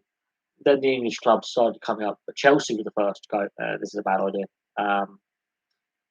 We need to keep UEFA's favour. We've had some punishments from UEFA. We need to stay in their favour. Man City have had their issues with UEFA. They were like, actually, we need UEFA's favour. We've been lucky to get away with our breaches of financial fair play. We need to be a bit careful how we approach this. It felt like a deck of cards quite quickly.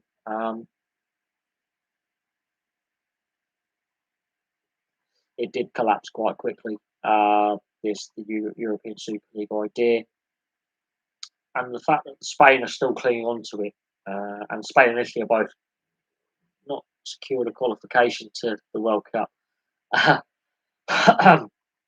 Is quite interesting. That's why I don't want Spain to qualify.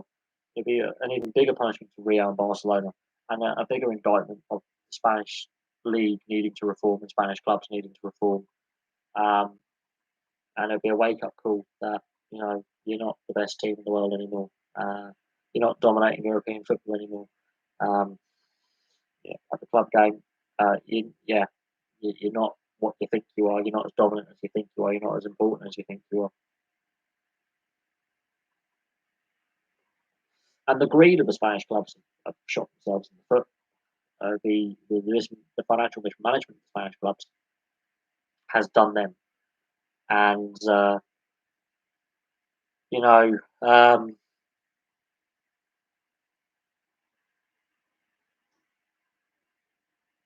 it is what it is. Um, at the end of the day, uh, I think that football has got itself into a situation where there's too much money, and other sports have realised. Yeah, other sports have got salary caps, and other sports have got spending constraints. Oh no, but Spanish football's toxic as hell. I mean, Valencia's got money problems as well. The domestic game has been badly mismanaged in Spain for a very, very long time. Um, there's a lot of political division in Spanish football. It needs a complete reset from the top to bottom. There's too much power invested in a couple of clubs. They were trying to they haggled with UEFA. They've ruined the Champions League, Europa League, and the Companies Cup is gone because of Spanish clubs. The Spanish clubs have too much power within European football. The arrogance of Spanish football is there for all to see. They deserve to be in this predicament where they're struggling to qualify. I actually have a smug smile on my face. I look at the World Cup as a neutral. I like to see new nations qualify. I like to see smaller nations do quite well. Um, you know, while I'm not in favour of the Nations League format, there has to be something done about the pointless friendlies. But the game itself, there's too much money floating around, and it's not being equally distributed correctly. Fans are getting annoyed across Europe. It's not just an English thing. Um, it's not just an English problem. Um, France is now realising that having too much money in one club is a bad thing, and having an uncompetitive league is a bad thing. It's taken them a long time and a lot of decline of their domestic league to get to this point. Um, oh look, I mean, Atletico winning La Liga was. I like Diego Simeone. I like what he stands for. I like his style of football, which has got a bit of grit about it. It's not just pure skill. You've got to have a bit of gnarliness and contact and physicality.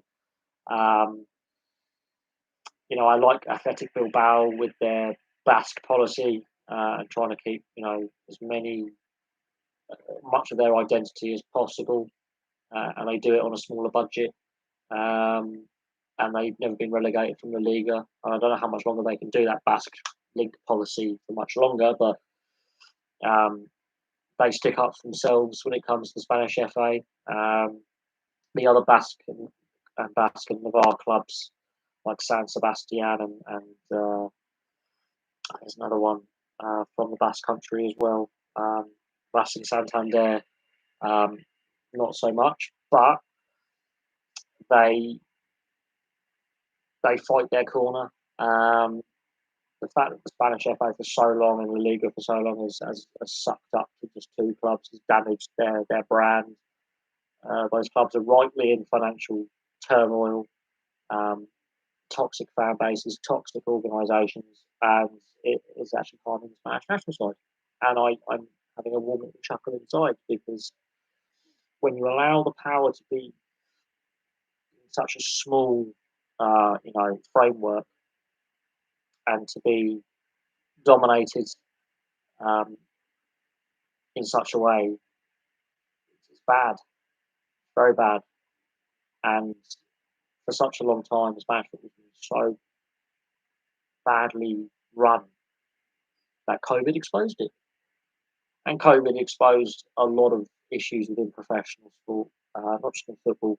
Um, Other sports realised we've mismanaged things. We've got to control spending.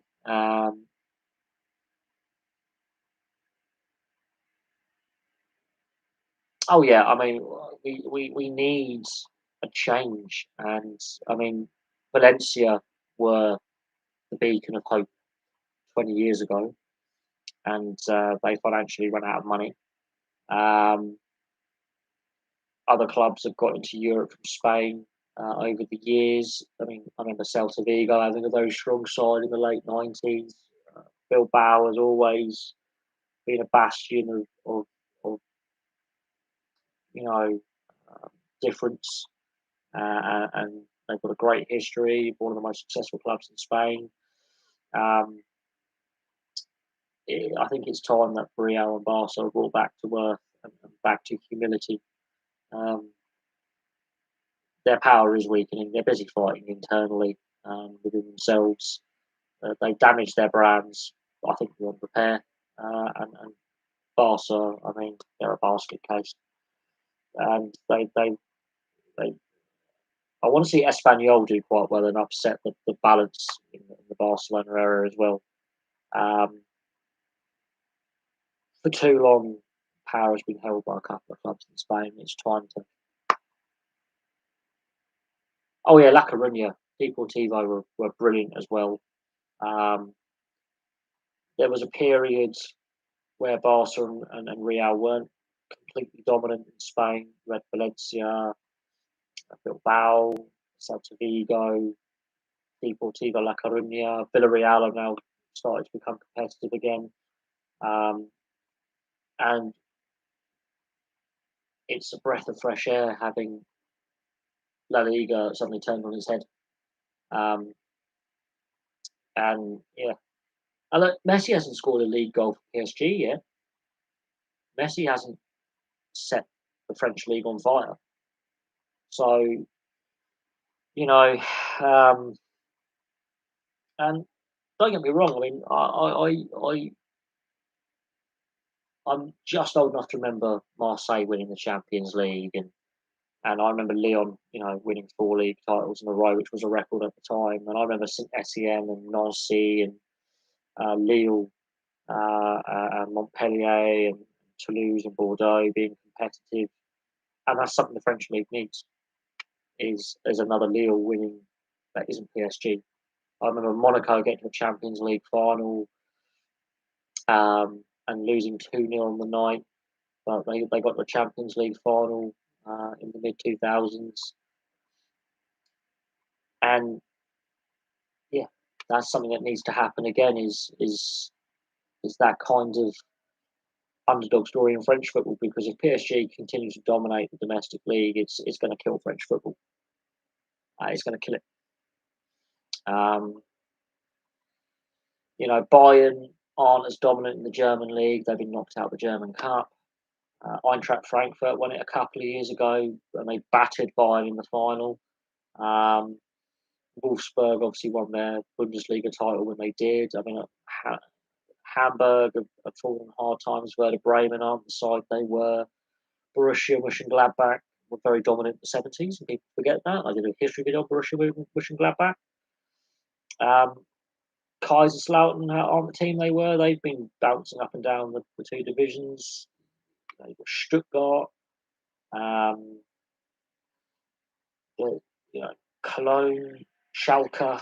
Schalke have really become a basket case for the club as well. They've been badly run for a couple of years. You've got Hertha Berlin, 1860 Munich, St. Pauli in Hamburg. There are other clubs in Germany other than Bayern, and they've got great histories. Bayern only started winning in the 70s onwards. Before then, they weren't very good. And even then, they haven't been always the top team in Germany. They've been the most consistent team in Germany in the modern era, but they haven't always been the top team in Germany, and that's important. And they're not winning every domestic title. apart from they're not winning the German Cup all the time.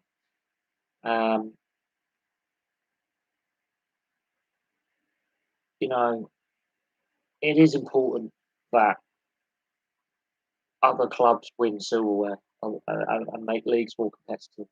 Otherwise, you end up like a Scotland situation or a France situation where it's very uncompetitive and weakens the league. I mean, Portugal's ironically more competitive than the French league in recent years.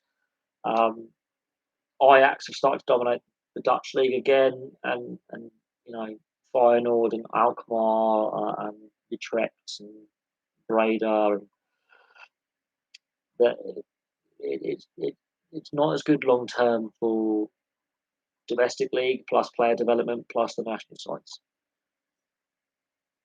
It's just how it is, and you know how long certain leagues can continue being dominated.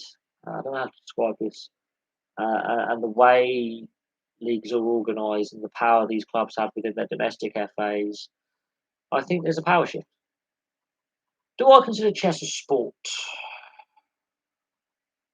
That's an interesting one. It's a game. It is. It is a. It's like card games, like poker. It's a game.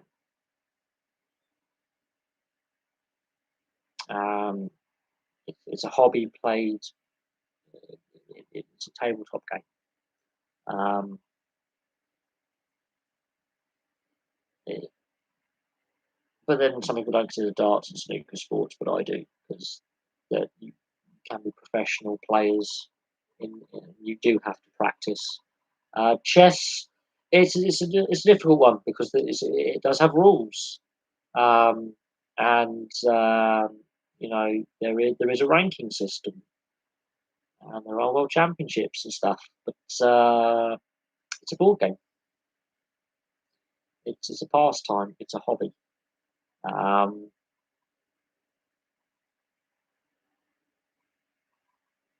but that's a difficult one. That is a difficult one.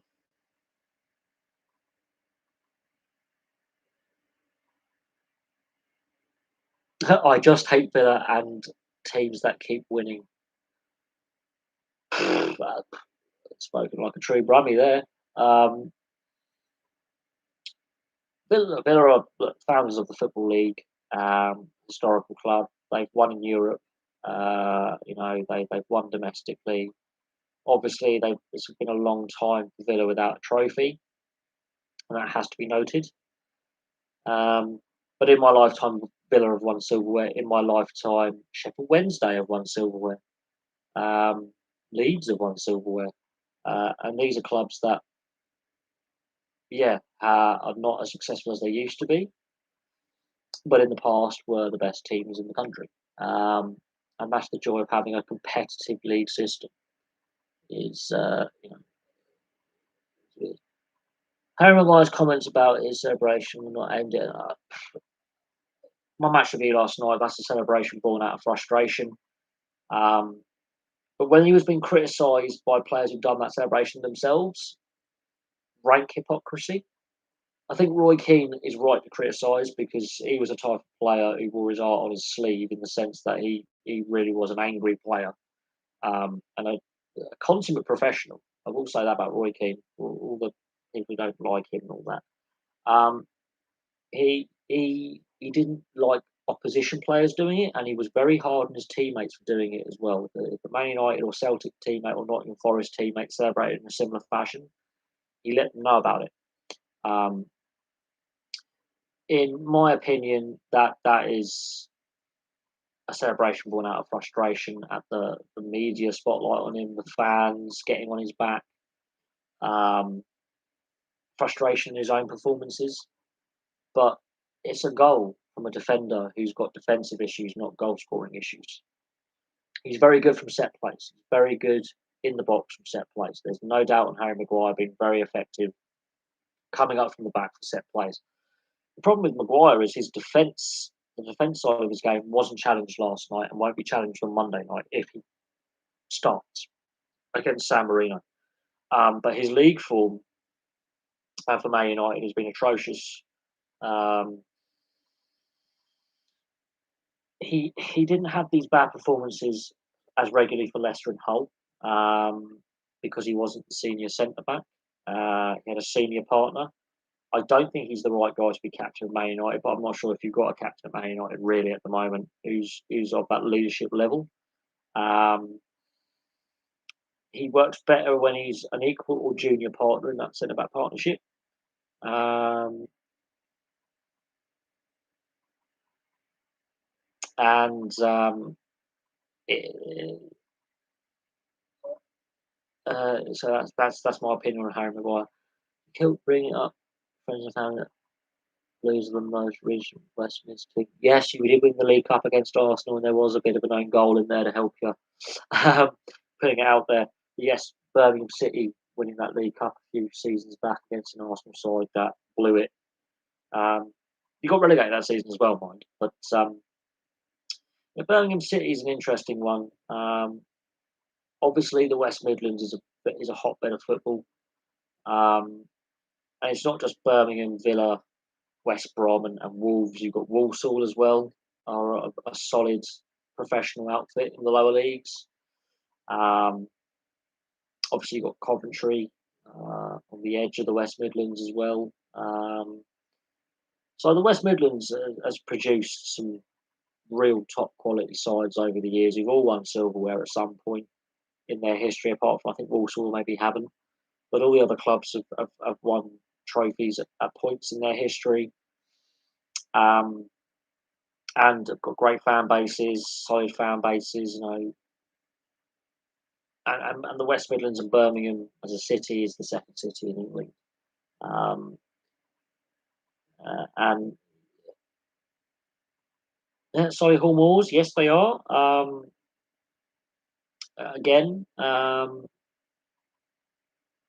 absolutely, can't deny that. The West Midlands has got a great history in the sport, and some great clubs and some great players have come through the West Midlands and played brilliantly for club and country. And there is undoubtedly, it's not the hotbed of, let's say, the Northwest or London for the game, but Villa, founders of the Football League, the history within the West Midlands and Birmingham, Wolverhampton, and Coventry, the history's there. But we'll see. Has Kane earned his number 9 starting spot back? It's one game. Again, Albania, full of energy and exuberance. They got their press all wrong. They got their tactics wrong. They had to win that game. Their game plan was wrong in the first half. The second half, they were better, but England just allowed the game to meander in the second half and weren't ruthless enough. Southgate got some of the changes wrong, the timing of substitutions wrong, I felt, which disrupted the flow of the game further. But the way that the FIFA rules work with substitutions at the moment, you can only do it in 3 separate batches and you've got 5 to use, which I don't like. Disrupts the flow of the game. He needs to improve, I think, his club form, in my opinion. I don't think he starts against San Marino. I think Tammy Abraham probably starts against San Marino and gets a run out. There's going to be some squad rotation there. But it's one game and it's a good 45 minutes. But the second half, he started to drop deeper and deeper and deeper, and he wasn't effective in the second half before he was brought off.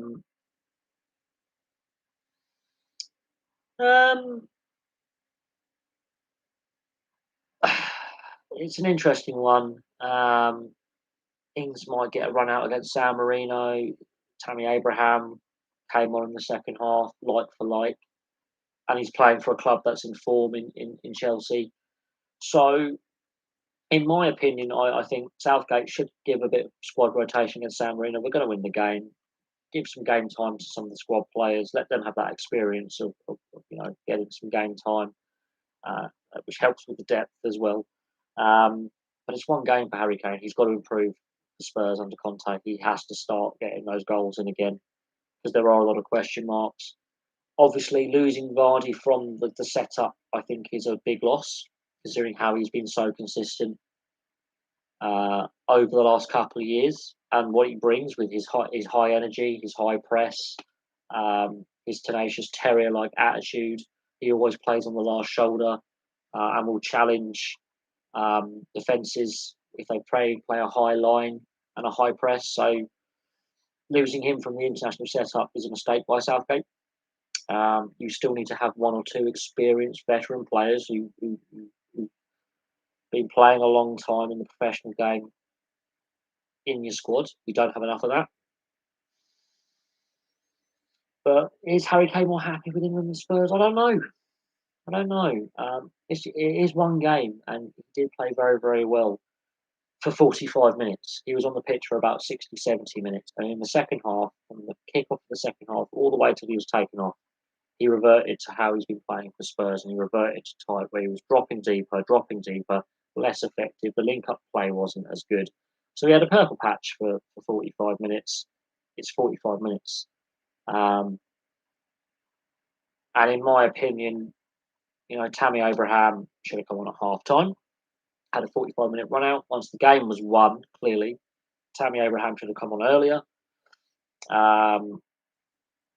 That didn't happen. And Harry Kane was just dropping deeper and deeper and deeper. And England just completely then allowed the game to meander. The intensity went out of the game. Yeah, we're 5-0 up, but let's push for a 6. Let's push for a 7. Let's put a marker down for the rest of the World Cup qualifying, saying, look, okay, we've had a few rough games recently. This Albania going into that game were not out of qualification themselves. So it was a must-win game for both sides. Put a marker down. So look, this is a competitive group, and we've just put X amount of goals past this side who were in chance for qualification themselves. It was a very tight, competitive group. Knock them off the park in the second half, and they didn't. He's still developing. He's still very young. He's got to be more consistent for club as well. He's had some off-field distractions that are being reported with him. So he needs to get his off-field right, his head right, his leg, his off-field issues, sorted. I think that's important.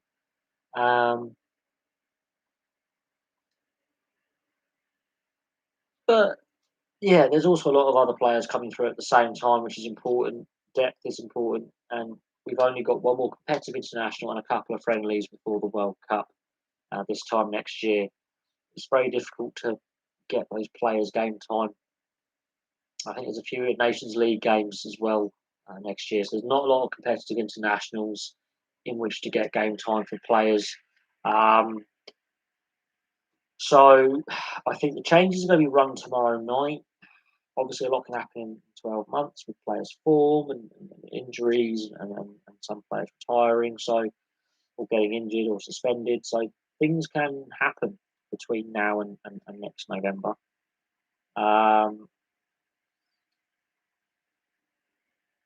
And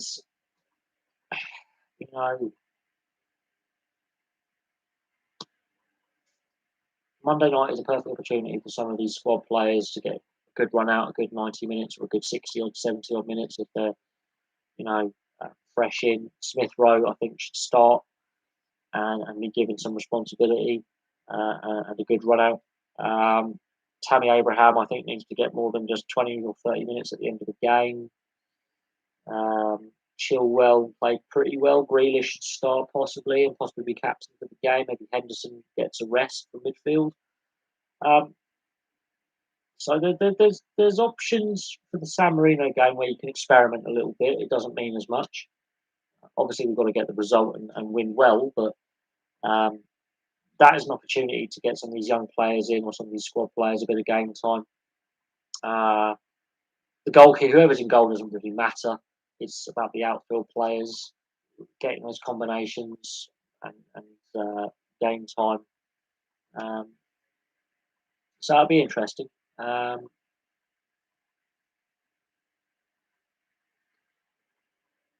I wouldn't say Man United isn't the place you don't want to develop. It's just at the moment, Man United have had this spell since Ferguson retired where what's the direction of the club, what's the philosophy of the club.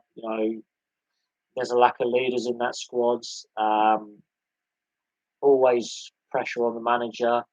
Um, there's been a fair few managerial changes since Ferguson obviously retired. Same with Arsenal with Wenger. I mean, you've got to be careful what you wish for. What's coming next. There's been a lot of missteps with those two clubs, and yeah, young players are coming through, and it's about getting their development right at club and country, which I think is important. I wouldn't say if Greenwood was at City, he'll be at Foden level. Not enough academy products are coming through the City Academy to the first team, whereas Man United, the academy products consistently turn up and get into first team football sooner. Um, so I don't necessarily think City would necessarily work for Greenwood. Um, and how much longer is Pep going to be at City? That's another question. You know, they haven't won the Champions League still, and that's a big thing. And in my opinion, I'm not sure City are going to be at the top table for much longer. Um, but yes and no, but Pep doesn't like playing with an out-and-out striker a lot of the time. And the way Aguero was handled towards the end and not fully replacing him. We'll see what happens with some of these other young City players coming through, but not enough of them are coming through, which raises questions about the quality of their academy. Let's be honest there. They keep buying in these mercenary players. These overseas players or players from other clubs like Grealish. I mean, that position could have been filled by an academy product, which is surprising about Pep because he did that at Barcelona. He did, and Bayern Munich report, he did bring through the academy products and develop the youth, and he's not doing it as much uh, at City, which is really surprising. Um, Liverpool, Leicester abroad is best for him. That's a possibility. They seem to be clubs which have a better philosophy and a proper direction going forward. We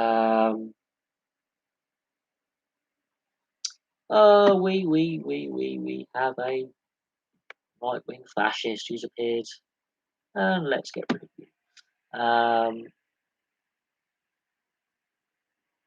Which has now clogged the chat up with crap. Yeah, in regards to certain clubs, there are certain clubs that do regularly develop the youth talent, get them in the starting squads, and have been doing that for years. Southampton, another club that have a good youth system. Leicester have started to bring through some young players. Liverpool have always been a production line. Arsenal and West Ham have been doing it for a long time. Spurs have had a few youth products come through, Harry Kane being one, but Dele Alli was not a top youth product. He was a Milton Keynes youth product. Yeah, I've had a couple of troubles last night, and we've had a couple tonight, and it's a thing. It's frustrating. All they're doing though is actually helping the algorithm because of more people viewing the live streams. Ironically, they're helping the algorithm, but you get it on every channel has idiots like this. This is why I've actually decided to make more of you guys moderators because you guys regularly appear in the chat and regularly appear in the comment sections of videos, and so it's handy having moderators because when I first started doing this, I just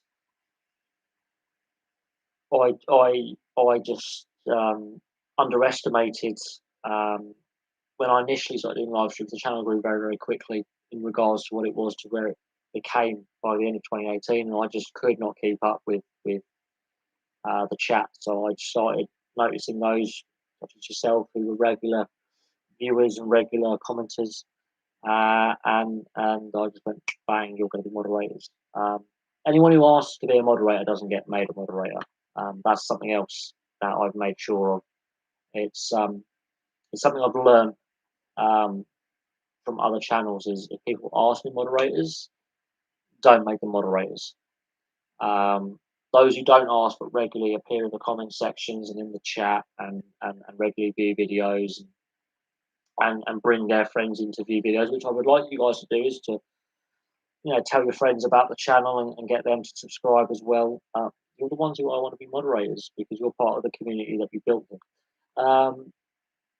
Will I be watching the South Africa game next week? Yeah, I think there's only 3 games that are on free-to-air TV out of the Autumn Internationals. So it's trying to find those games that aren't on Amazon. What's happened? We had a massive troll who just spewed a lot of crap. But no, we were discussing like certain players and their development and should they stay at certain clubs or move. In my opinion, certain clubs have better youth systems than others, and they bring through talent more successfully through than others.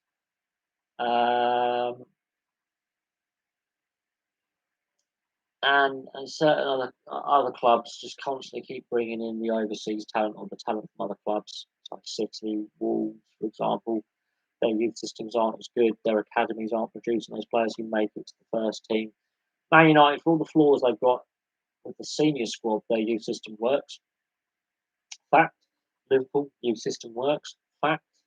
Everton, ironically, good youth system.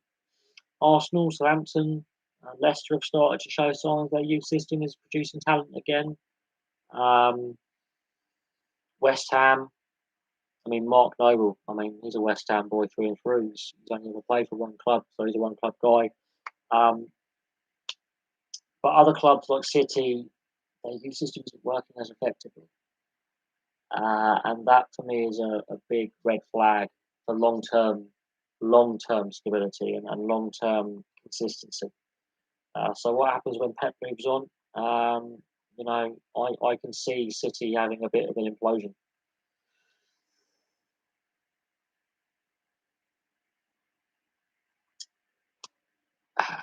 They had Aguero. They didn't replace him. So I just don't get the philosophy, the Spanish, well, the tiki-taka philosophy of playing without an out-and-out 9, 10 or 11 front or a strike partnership and having that false 9, false 10 and not playing with an out-and-out centre-forward striker or a strike partnership. It doesn't make any sense for me. And if you've got a competent back 3, back 4, back 5, and you've got a decent press, as Klopp's Liverpool proved with a 4-3-3, yeah, you can, or a 4-3-3 variant, you might switch to 3 at the back. You can easily nullify and beat them.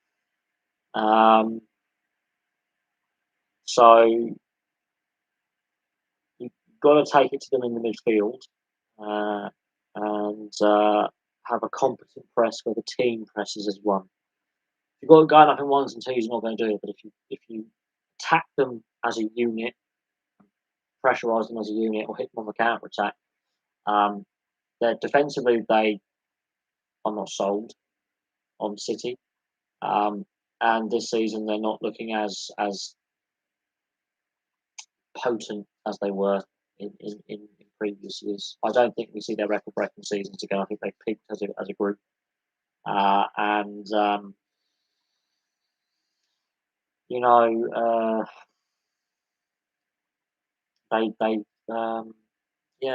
are beatable. They are beatable, and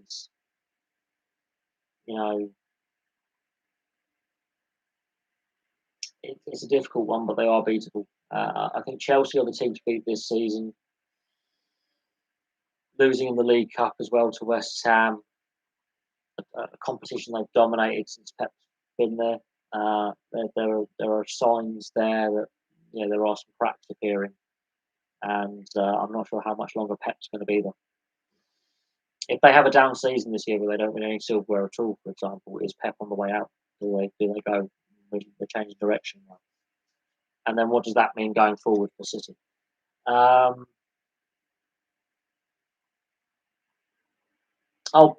bull riding's insane. I mean, I'm not a fan of it. And this is a guy who likes national hunt horse racing but doesn't like flat horse racing. I'm not a fan of it per se, but rodeo is a thing in Canada in the US. It's very popular in Canada in the US and in Spain to a certain extent as well, and Mexico. So the Latino world and North America, it's very popular. I'm not a massive fan of it. And each their own. It is insane. Like, I'm personally not a fan of it, but I've watched a bit of it. There's a bit of that wow shock factor, but I'm not personally a fan of it. But that's my personal opinion. And the injuries they suffer as well, is it really worth getting smashed to pieces? And you can die doing it. So it is. You've got to have a screw loose to do it.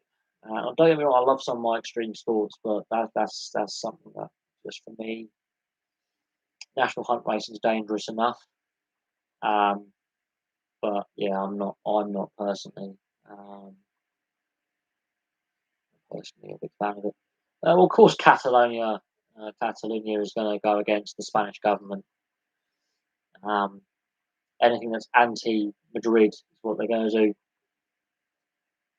And they're trying to get favour with other left-wing parties in supporting them at the European Union level for their independence movement. As soon as they get their independence, they'll go back to doing what they did before.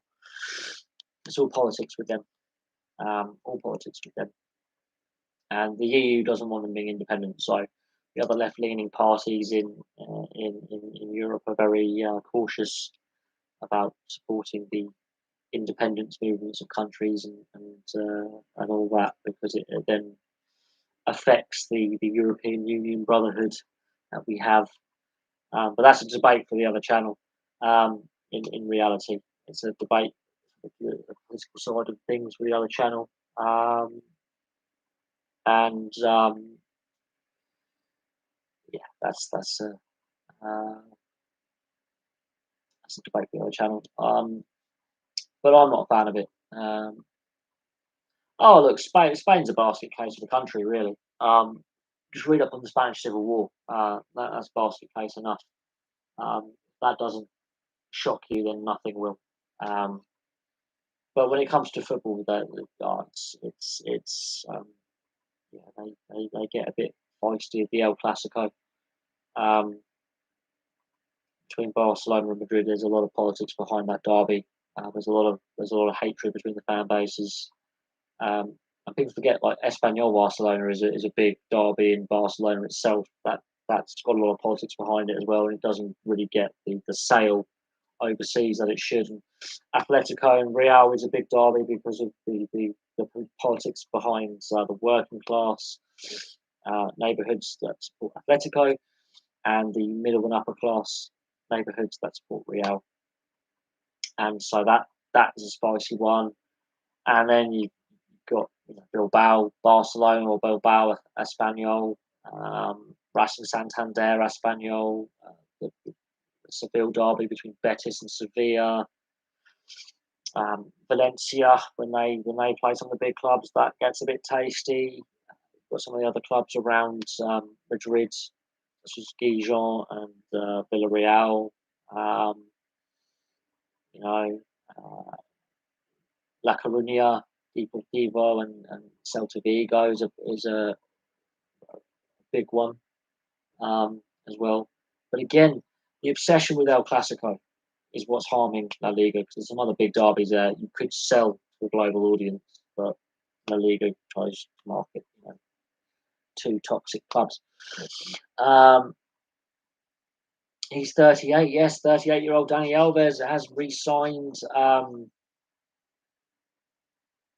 for Barca, that's desperate. That is desperate.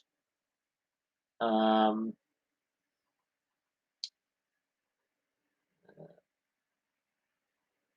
yeah, Spain is mad. The divisions in Spain, it's ridiculous. But yes, I well, it's the international break, so the squad's going to be the same squad. I don't think we keep the same starting lineup. I think we rotate the squad that we've got um, for, um, for the next test or the next matches.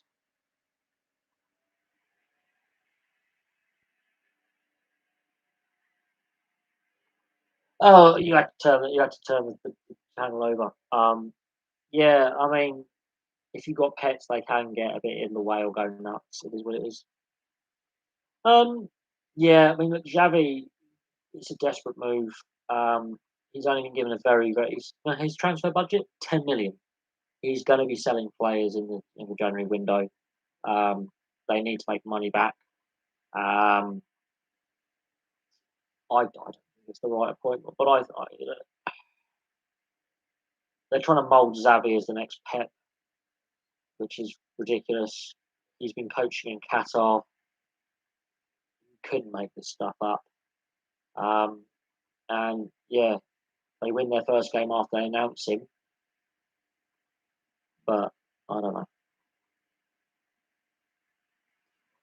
What's your thoughts on? Uh, I'm assuming that's Gio Van Bronckhorst. Um, McInnes, Gattuso. Well, Frank Lampard is available, and he did turn down the Norwich job. And of course, imagine putting Lampard in there. Bear in mind he was a Chelsea player, and Chelsea have a link with Rangers as well.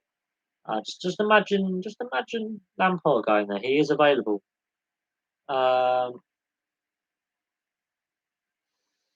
well, they're owned by their members. They won't go out of business, but if they were in other leagues, they're in administration. They're having points deducted. Um, Van Bronckhorst, that's an interesting one. Um, Again, another young manager. Um, it'll be interesting with Van Bronckhorst. Um, be interesting one. Real Madrid have got more sellable assets. They've got more assets they can sell player wise to make some money back. And they didn't get any silverware last season. Um, they have assets that and players that they can sell. And their youth system is just as good as Barcelona's, if not better. Um, and they've got a bigger fan base in Spain, so they've got more members than Barcelona. Um, in regards to their debts, though, yeah, that could change the face of La Liga for quite a few years to come. Well, he's won in with Feyenoord, and Dutch football is pretty ruthless as well. The league is a bit less competitive than some of the other European leagues, but it's more competitive than the Scottish league, which I think is important. And he's got that bit of managerial experience. So in that regard, I think he could do all right. Bear in mind he's entering a squad that's established, successful.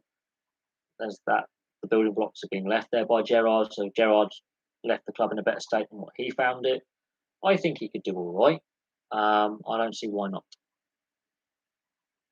Real Madrid made some weird moves. I don't get why they sold Hakimi and Zola. Saying that wrong. I'm probably pronouncing it wrong. But Barcelona made some bad moves as well. Some really bad transfers in there. Some really bad contracts in there. Um, that are if we had a salary cap, they wouldn't be allowed to sign. Is he youngest defender playing for Bayern? He's been counted by Barcelona. It's about to watch him. Uh, Barca are getting desperate though. They've got no money. They've got no transfer budget. I'm not saying the lad is bad, but you don't expect to be looking at him in lower leagues. Fleetwood. Um, to be fair, there are some good young players. As I said when I was watching the FA Cup first round doing my reviews, there are some players in the lower leagues who could be playing at a higher level, be it English players or overseas players who could definitely, or British players, I should say, or overseas players who are playing well, who could do well at a higher level. Um, well, look, Jamie Vardy. There's one for you, Jamie Vardy. And Fleetwood have been very, very good in finding talent uh, and, and, and, uh, and and other clubs as well, and that talent then going on to a higher level. And Jamie Vardy is one of those examples. Um, but it's an interesting one. It is. Um, but yes, some of the lower leagues do have some really good young talented players playing, and they are playing professional football, and they are playing against men, and they're full time professionals. And as I said about the FA Cup, there are some players that I saw last weekend who I do believe could play at a high level, um, both non-league and professional. Uh, I make no bones about it. Um,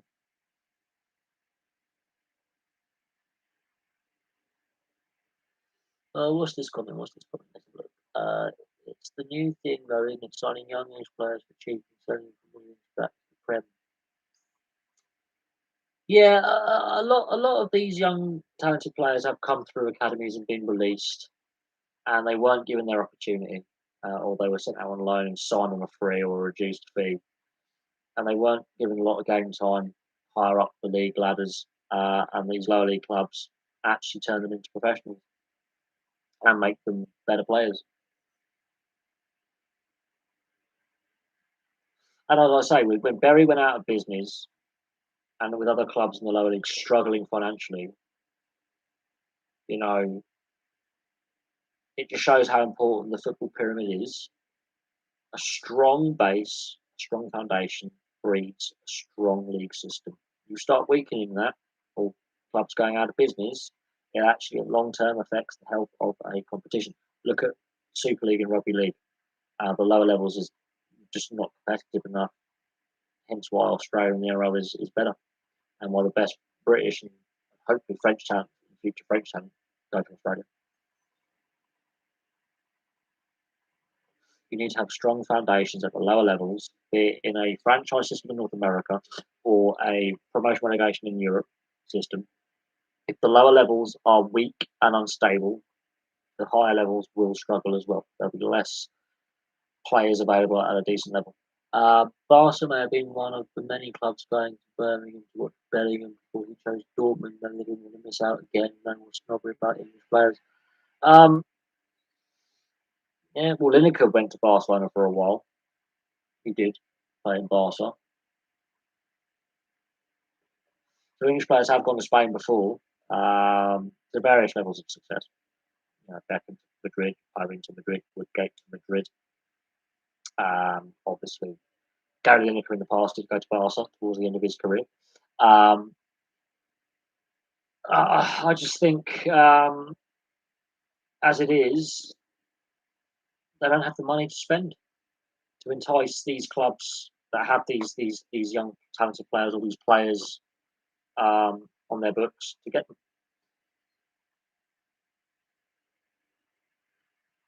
They're most likely going to have to sell assets for a couple of years to get better again. They're going to have to rebuild from the bottom up. Um, no, there was a lot. There was he was being touted by he was being scouted by a lot of clubs um, around Europe. He ended up going to Dortmund. They offered him a deal. He saw what Dortmund were about. Uh, he bought into their system. They bought into him, and it's a good fit. I think he will do well to stay at Dortmund for a while, develop.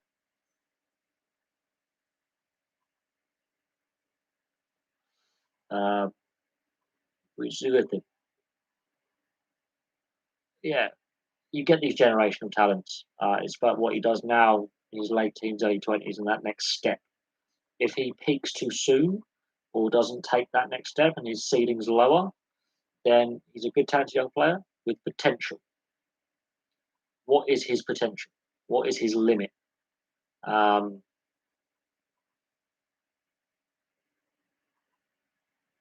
yeah, well, Brazil just produces a lot of mediocre players. But the Brazilian league is really fun to watch. Really fun to watch. And yeah, missing out on Neymar, bearing in mind, uh, Real Madrid's had a lot of Brazilian players on their books over the years, play for them, and to various levels of success. Um, he can do it. He's doing well now, but remember, he's young and he hasn't had serious injury yet, which is a positive. So he stayed healthy, which is important. He's getting a lot of game time at Dortmund.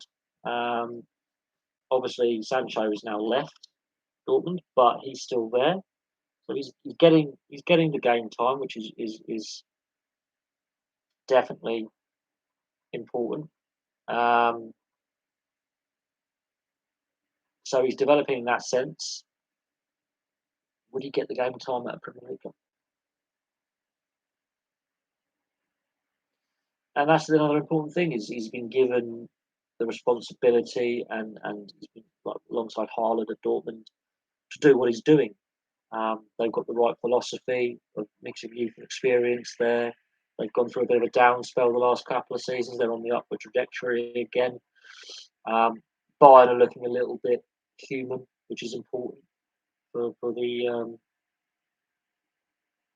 you know it's one of them. Um,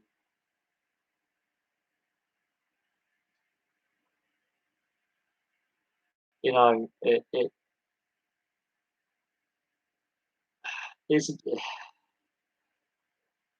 it's all about player development. I enjoy watching just the FA Cup because you get to see players you wouldn't normally get on the radar.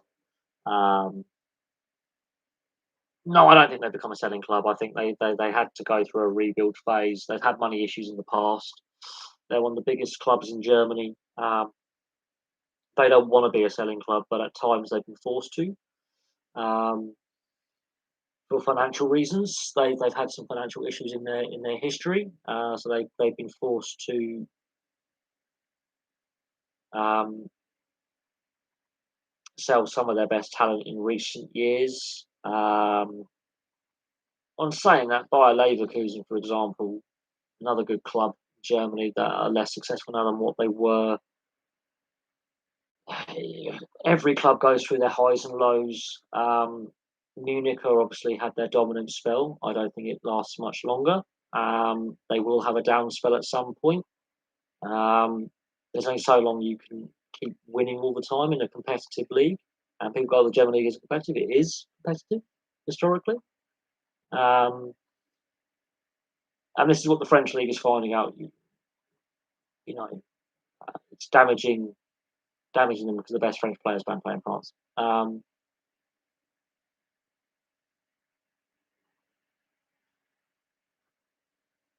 Uh, George Smith, he made a great decision winning the German Cup at 17. Kane at 28 has won nothing. This is true.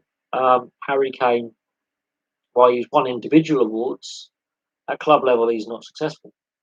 And whether that's Tottenham having a poor transfer policy, a lack of direction, which I think they've got. They've made a lot of errors off the field financially with the stadium, which they didn't need to rebuild, by the way. Um, yeah, I think that's a problem. Uh, other players. But this is the thing: you can do very well at international. Some players do better at being at international level than club level, and vice versa. Some players really shine at the club level, and it doesn't work at international level in the multitude of sports.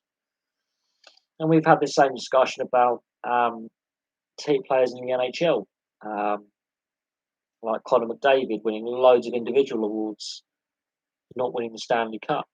Um, you know, whereas some more average players, more heart and soul guys, win multiple championships but don't win the individual awards. Um, to me, you've got to be a team player, and Tottenham have too many individuals, not enough of a team unity, which is why clubs like Leicester and Liverpool, Man City, well, they've got great individual talents as well. They play as a team, so you can have a team full of star players and win nothing, as Real Madrid proved last season. Super talented squad couldn't win a trophy at all. The Galacticos era, where they had all these superstar players on big money, and they choked for a period of time where they just could not win. This is when Deportivo La Coruña and Valencia were challenging for La Liga titles. The Galacticos era. It's all well and good having the superstar players and throwing money at players. The Maple Leafs in the NHL have been doing that since 1967. The Rangers have won one Stanley Cup since the Second World War. And there was a period, and bear in mind, obviously, you guys know that I'm a massive NHL fan. There was a period where Toronto and the Rangers were throwing money. They are the two wealthiest organisations in the NHL. They're worth billions. Cannot win anything. Between them, since 1967, there's one Stanley Cup between them. And even with the salary cap, they've got some of the biggest salaries, especially Toronto in the NHL. Cannot win a thing. Cannot win a thing. Because they've not got those guys in the dressing room who can then take it out on game day, who are heart and soul guys, who aren't the most skilled, but are solid, who are character guys, who are like your Jordan Hendersons, for example, in football, or your Jason Lennons in rugby union when England won the World Cup. Your Springbok pack, for example, right? Your Eben Esteves, your Lou Diagas, your heart and soul engine room guys who aren't necessarily most skillful, but they are physical. They're big in the locker room. They're big vocal on the pitch.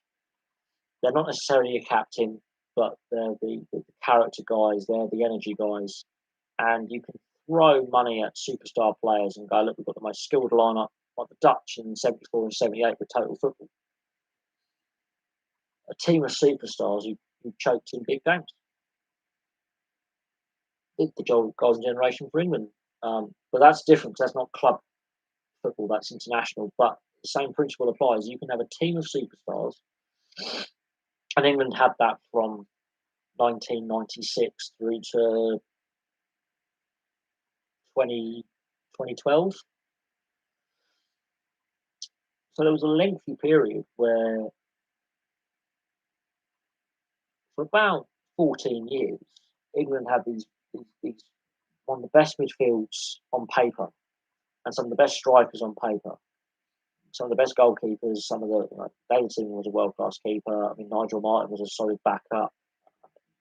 You had Robinson, solid keeper as well. You had these really good players. They couldn't gel as a team, but and then you go back to club level, and then they're winning everything, and they're competing for everything. Well, the Canadians got the Stanley Cup final. I mean, the Jets are regular playoff performers, as in they turn up. Calgary are hot and cold. They're good, they're bad, they're good, they're bad. Edmonton have got star players. They've only made the playoffs a few times in like over a decade. Ottawa got close a few years ago and decided to tear it down straight away because the owners are cheapskate. Toronto just throw money at the thing, can't win the first round.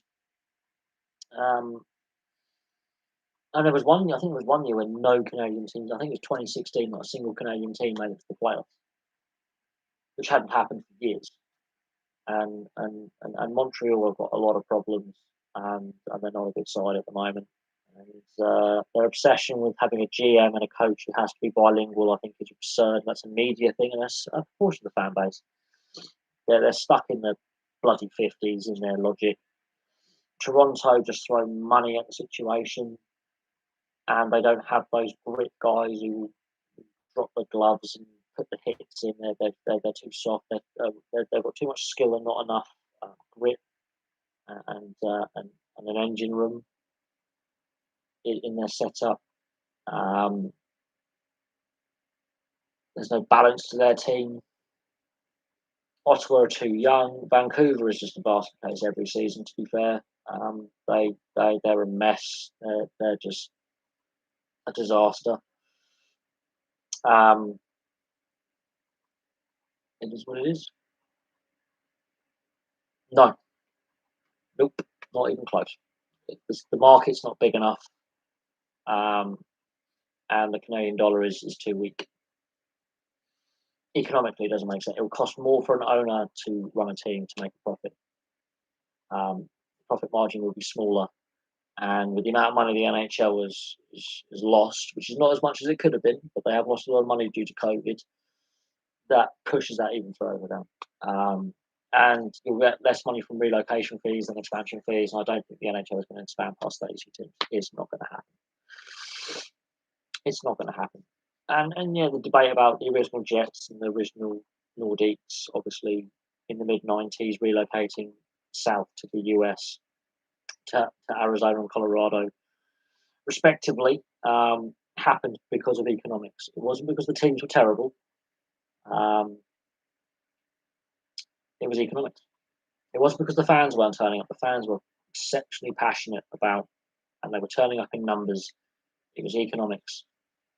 There was an economic downturn at the time that was being felt post the end of the Cold War.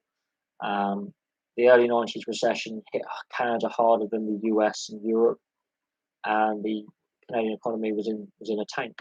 And right now the Canadian dollar isn't strong enough. The economy is doing reasonably well, but the Canadian dollar is not strong enough. So the economics don't work. The fact that the Jets got their team back was they were the only organisation and ownership group within the arena ready at the time that were like, we'll take the team from Atlanta. That's the only reason why the Jets got their team back. The only reason why the Jets got the team back was A, the Canadian dollar was strong at the time, and B, the ownership group, who also own the Manitoba Moose, were like, we have an arena now that is on a small side for an NHL style arena, but we know we can fill this arena out plus some, and we do. And they turn a profit because they've got a waiting list for tickets. That's the difference. Winnipeg is a bigger market as well, a bigger sports market, and they've got a waiting list for tickets. And they've already got an AHL affiliate that was already selling out the building. One of the more sold out, consistent the Manitoba Moose. They sell out that building every game as well, and that's a 15,500 seater arena that they sell out. The AHL, that's massive. And the reason, and 10 years ago to now, the situation's completely changed in a decade. At the time, the Canadian economy was really strong. It dealt with the financial crisis a lot better than other countries, and the Canadian dollar was strong. Flip that on its head, it's not as good now. So for a new team coming in, they've got the arena, but the ownership realise it's not going to happen. Fans need to realise it's not going to happen. The NHL is not going to go bigger than 32 teams, and the NHL is keen because the conferences are now balanced, the divisions are now balanced. Arizona is staying in Arizona. Just what city? They want to go to Tempe. They've announced a massive investment in Tempe, which is part of the Phoenix metropolitan area, which is the north side of the south side of Phoenix. Florida, I've got possibly one of the best arena leases you could ever find. It on the cheap, and they've got a good team at last. It's all about winning playoffs. And Carolina have got new ownership as well. So all the ownership of the teams. No, Arizona have now got ownership that's committed to staying and investing in Tempe. The NHL want them to stay. They've been keen for them to stay. They don't want any more relocations. Arizona is a sports market, it's a massive sports market. Florida ain't going to move. They've got the best arena lease deal you could think of. No, seriously, their arena lease deal is a joke. It's so in their favour. Carolina have got ownership in Tom Dundon, and they look a scary team right now. Ottawa, no, they won't move. They need a new arena, but they won't move. They're in the right city, just the wrong location in the city. They need an arena closer downtown. I don't think any team is now likely to move now. And plus, relocation makes the league less money. And so I can't see it happening. You've got to actually study the economics behind it. Plus, to have a relocation, 2/3 of owners have to agree.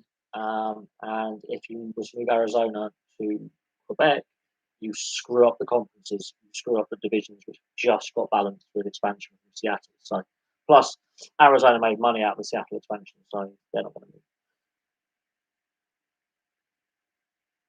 Yes, we are talking West Ham Olympic Stadium levels in their favour. It is a stupidly. It's just the fact is they need to be back in downtown Miami for access because Sunrise is in the arse end of the Everglades, and is a poor location to have an arena. You look at the aerial shots of the arena; it's literally the car park is on the edge of the Everglades. Is there? You're literally on the edge of the Everglades National Park. You're right on the suburban outskirts of Greater Miami. But then Miami as a city doesn't have great attendances, even though they've had successful teams in the Dolphins and the Marlins and the Miami Heat. Attendances have always been a bit iffy in Miami for some reason. Tampa still give away discounted tickets to fill their arena, even though they've won back-to-back Stanley Cups. They have to give away tickets or reduce prices for tickets. But the Florida Panthers are looking scary this season as possibly contenders for President's Trophy. And successful with help attendances, but Florida's always had a low attendance since they moved out of downtown Miami into the Everglades, basically, into Sunrise. But their arena deal is so in their favour, it's ridiculous. And the ownership have said we have no intent of moving this team.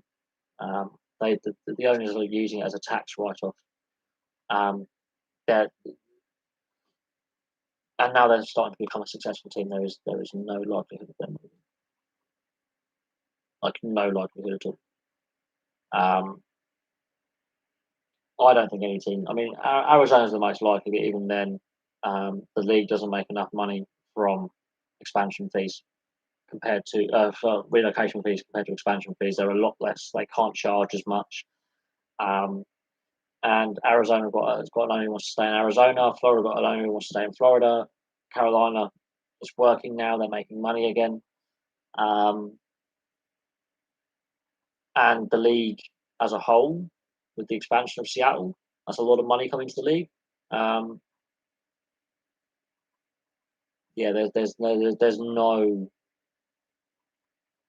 appetite for the NHL to relocate. This is where Major League Baseball and the NFL, well, the Oakland Raiders had to move to Vegas. There was no other option. The Oakland Coliseum was falling apart, and the ownership has moved, and the LA Rams, which used to play elsewhere.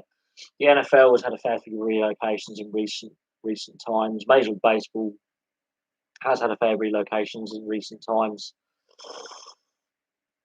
and the NBA have had some relocations in recent times. Leagues do not like doing it. They don't want to go back to the 70s and the 80s where teams were moved almost on a yearly basis. It doesn't help sell your brand. And stability is key for when players want to sign for teams. They want to know they're going to be there long term. The team's going to be stable, and that has an impact. And while we could say Atlanta should have a team again because it's a massive sports market, the league's been there twice. It has failed twice. They don't want to go there again. And they just want stability. If you go back to the 90s, notwithstanding, with 3 relocations in the mid 90s, roughly all at the same time, with Hartford moving to Carolina, Quebec moving to Colorado, and the original Jets going to Arizona, originally Phoenix. The 70s was relocation central for the NHL. Teams were going bust. WHA teams were relocating and going bust all the time, which is why that league failed. The NHL has learned from history that stability is key. The NFL are starting to learn that, although they've had a few relocations in recent years. Major League Baseball, I think, is the most likely league to have relocation problems and money problems going forward, and possible lockouts and player strikes going forward. All the other major leagues have salary caps and more stable franchises. And stability is key when you want to attract players to your location. And remember, without Arizona being a team, you don't have Austin Matthews playing in the league. Without, you know, the growth in the West Coast and California, you don't have certain players playing in the league. So stability is key. And at a time of instability elsewhere, if you're stable as a league, you get investment, you get sponsorship, you get that corporate investment. Fans will turn up. Instability affects investment, affects sponsorship, affects TV deals as well, because you've got to sell to the TV networks. So having stability is massively key in the negotiations I have for the new TV deal, in the collective bargaining agreement with players. That's why no teams move, because instability. Look at the lockouts and player strikes that we had in the 90s for the NHL. There was less stability. Major League Baseball, from, as I did in that recent video, from 72 to 95, less stability, regular unrest. Stability is important. Very, very, very important. I've got to get rid of another troll who's posting some right-wing crap. But no, yeah, stability is vitally important. And when you're trying to obviously grow the sport and grow the league and attract the best players from overseas as well, having that stability is important. And the TV networks love stability. Instability makes it harder to sell your product, which is where the NHL has suffered in the past, especially in the US. So having that stability and targeting those markets they are in is important. Very important. Anyway, it's getting late. I've been going for nearly 3 hours. Thank you very much for obviously all your questions and your comments, and thank you for watching and being involved. I appreciate it. And I'll have some more videos for you very, very soon.